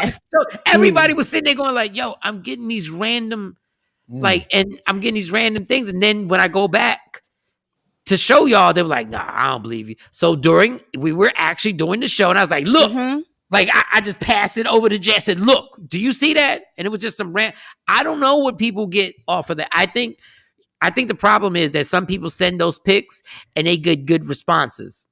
And I think, not if it look like the Children's Place or the Baby Gap. Yeah, but that's what you're gonna. They might be a lonely chick out there, They might be a lonely person out there who's not measuring it off the picture, and obviously he took it from a bad angle. No, it looked like he took it like he was proud. He said a bad angle. It was probably a bad angle. He obviously doesn't know how to work the lighting on it. He doesn't know how to work the lighting is the key. Lighting is the key. I'm playing. You're trying to tell me it had a lot of shadow, so I couldn't get the full effect. It hit a lot. Yep, it hit a lot. The shadow. It ain't enough shadow in the world. Perhaps you should have held the phone closer to the penis. Just held it close. Yeah. How about you just don't send it? Don't send it. Yeah. Just don't send it. It was unsolicited. But this is the problem. There are millions of people out there who are lonely, and when they get these pictures, they respond to it on, yo, what's up? It only takes one response. It only takes one response. More. That's all. Now you're playing the odds. You're playing the odds at that point. Well, somebody done gassed his head or whatever. I don't know. But I'm like, yeah, they probably did gas his head. Somebody told him it was big. Yeah. But what did you say? What did you block him or did you respond to? No, so I'm glad you brought that up. So I didn't say anything. So now you're going to visit them in South Carolina. Ain't that crazy? No. She on the first Greyhound out. No, you gotta be this tall to ride this ride. Nope. I'm good. Leaving on a midnight train to South Carolina. I'm good. I'm actually going on a girls' trip to South Carolina. Oh, the more so why was the week why was the week crazy? Just so things like that have been happening in my inbox quite frequently, and so I'm just like, is Venus in retrograde? Is something going on that I don't know about? Like, am I putting something out there that says send me things like this? No, I don't mean to be. I'm not saying this to be me. I'm not saying this to be funny. I'm not saying this to be funny. If you preface, you could take the most innocent picture and post it on Instagram. The most innocent picture, and because of your attributes, the pervs are gonna come running. Simply because of the shape of your body, they're just gonna come blasting off on some old. Look at this. Look at here. Hey, men are visual. Never forget that. That picture wasn't visual. I needed like a magnifying glass to. No, we're not talking. No, not that. We're talking about you. How men? I do know that men are visual creatures. We're visual. I do understand that. I understand that, but that doesn't give you the right to throw a picture like that in my inbox. And then, like you said, Michael Shawn, you go back because I was going to kiki with my friends, like, look at this mess. But it vanished. It vanished. So it must have been something that person did to kind of, when I didn't respond, to take the photo out of off of my my DM. Next time I'm a screenshot. Yep. Always keep your receipts. So I can keep the receipts. We can't hear you, Michael Shawn. Just the same guy that's sending the picture, you think? We can't hear you. But that's not the first time it happened to me. Is it the same guy? No, they look different. There you go. Yeah. It was a different shade. Different angles, or it looks different? No, it was clearly different. Different shade, different. It's different. No, but all I can say with the social media is that that's the one thing that there's no protection over unless you make your page private. So, we can't make our pages private because we want, obviously to promote the radio station, promote things that we're doing. You want to promote stuff that you're doing, your sorority and stuff like that. So you want to keep it going. But these, look, there's nothing more common in this world than a bunch of perverts. I know Jay Black got mad when I called him a pervert. He shouldn't really got mad because this whole country is full of perverts, and we all got perverse. Everybody got a perverse thought in their brain. Everybody's had one. Everybody had one, and I'm not talking about some illegal perverse thoughts. I'm talking about some regular something that's not possibly socially acceptable, but it's like borderline and like that's real nasty. I can't. Yeah, that's nasty. You don't want to tell your friend. You're not going to tell the person. You're not going to be like, yo, I would really, I don't even know what it's to say because that was just a perverted thought. I almost vocalized it, and I'm not going to vocalize it. It could be. That's why I love having male friends, because you can say anything to them and they're like, what, really? It They don't is. freeze them like it does when you talk to women. If guys really explain the thoughts that go through their brain for no apparent, that we don't even take serious. Like, we don't even take it serious. I don't know how many women a guy, if guys had to admit when you see somebody and I'm not, because like, I don't even need this problem with Stacey. I don't even need this problem. I don't even need this problem with my fiance out there. Because guys will look at people and be like, I wonder what it's like to knock them off. Yeah. I don't know if women think that. Yeah. I know every guy has looked at somebody like, women think that. Women think that. So it's just, but it's not like you're like, I want to knock the person off. I want to. You just go like, what was like that? With you? Like, okay, and then you just keep walking. That's why Instagram is so dangerous, because, like we said before, when a guy likes a picture, it's the same way as he walks by somebody at the mall. But guys are stupid as hell. You walk somebody in the mall and you might look at their butt, or you might look at their breast, and you keep walking.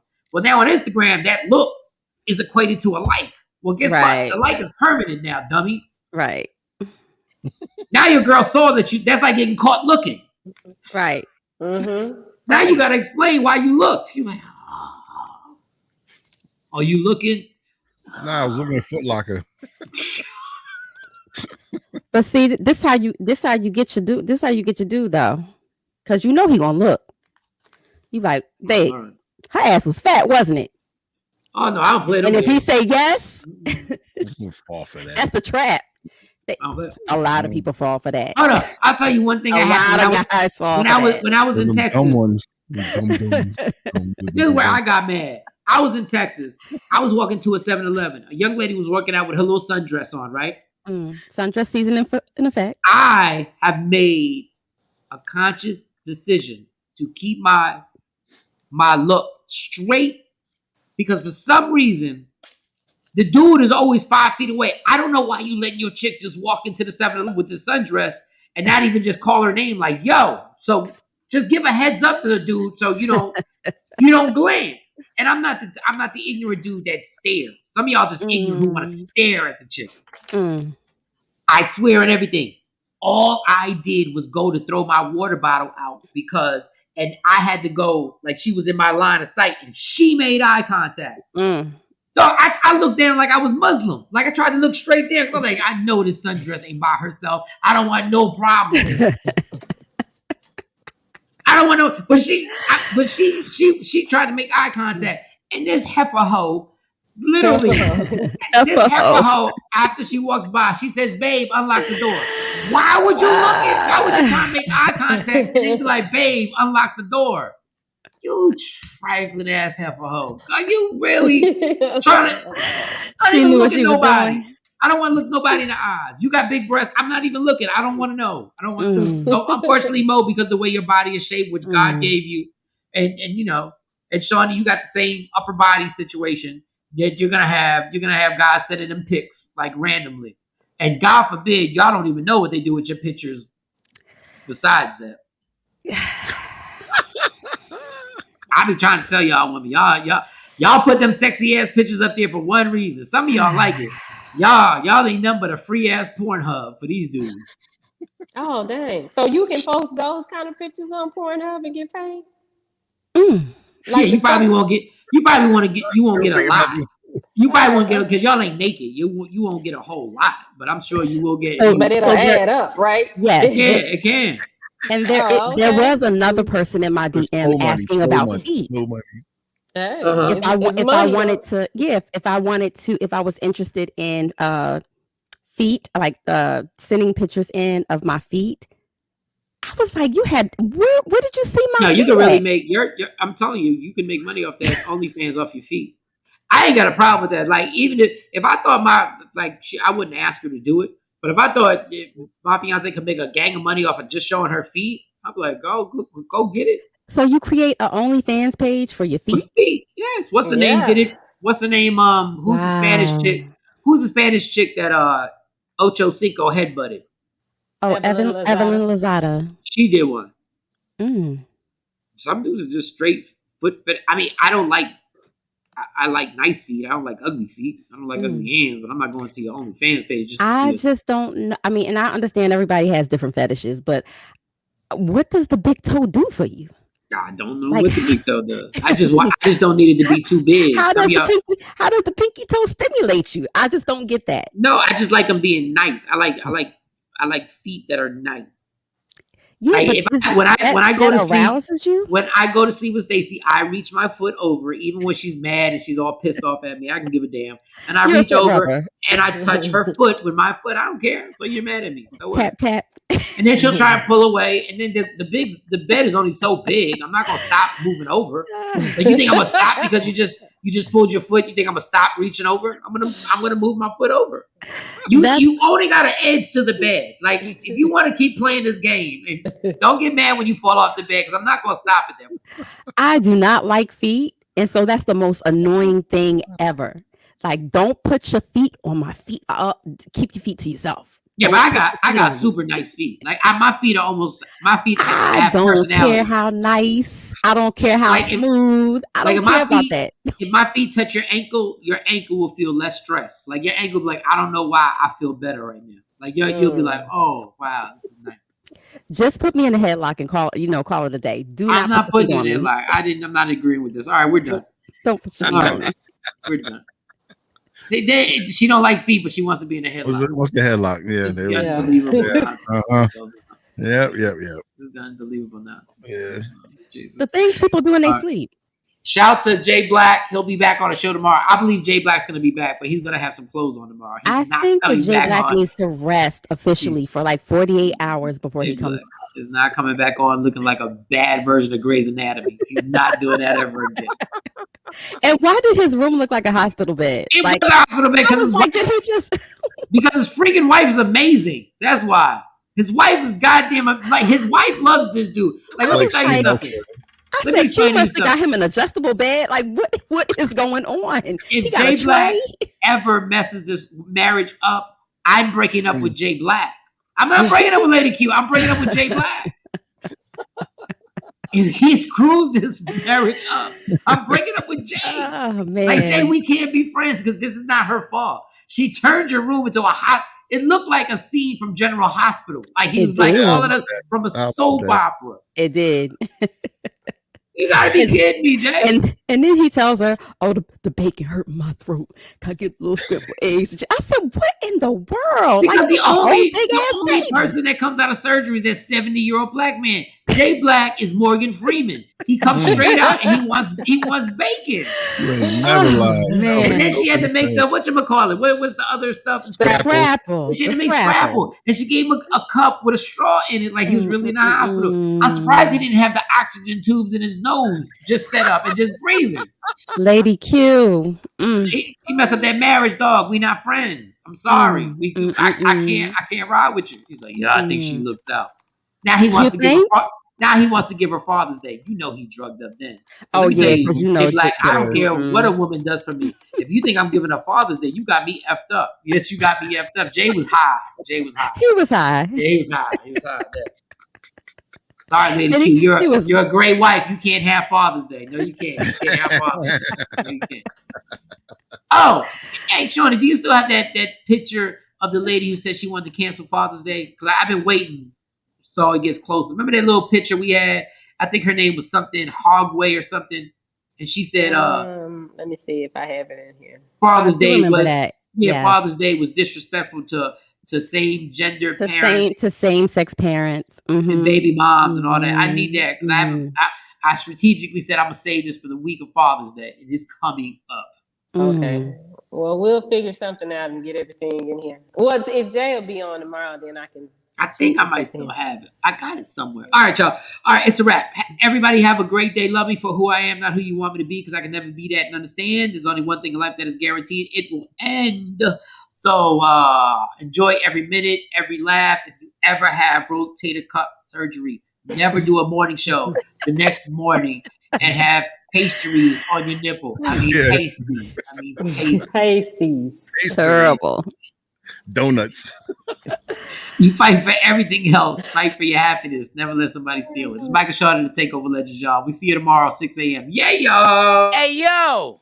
It's going to be a hot summer. Because we back at it, man.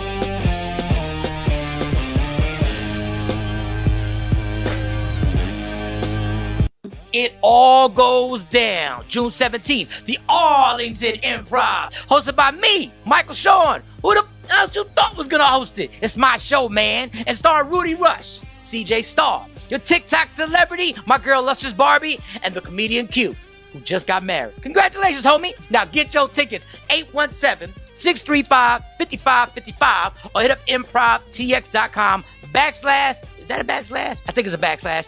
Arlington. Or it could be real simple in your life if you tap the link in my bio. June 17th, the Arlington. Michael Shawn and the TakeOver Legends, where nothing's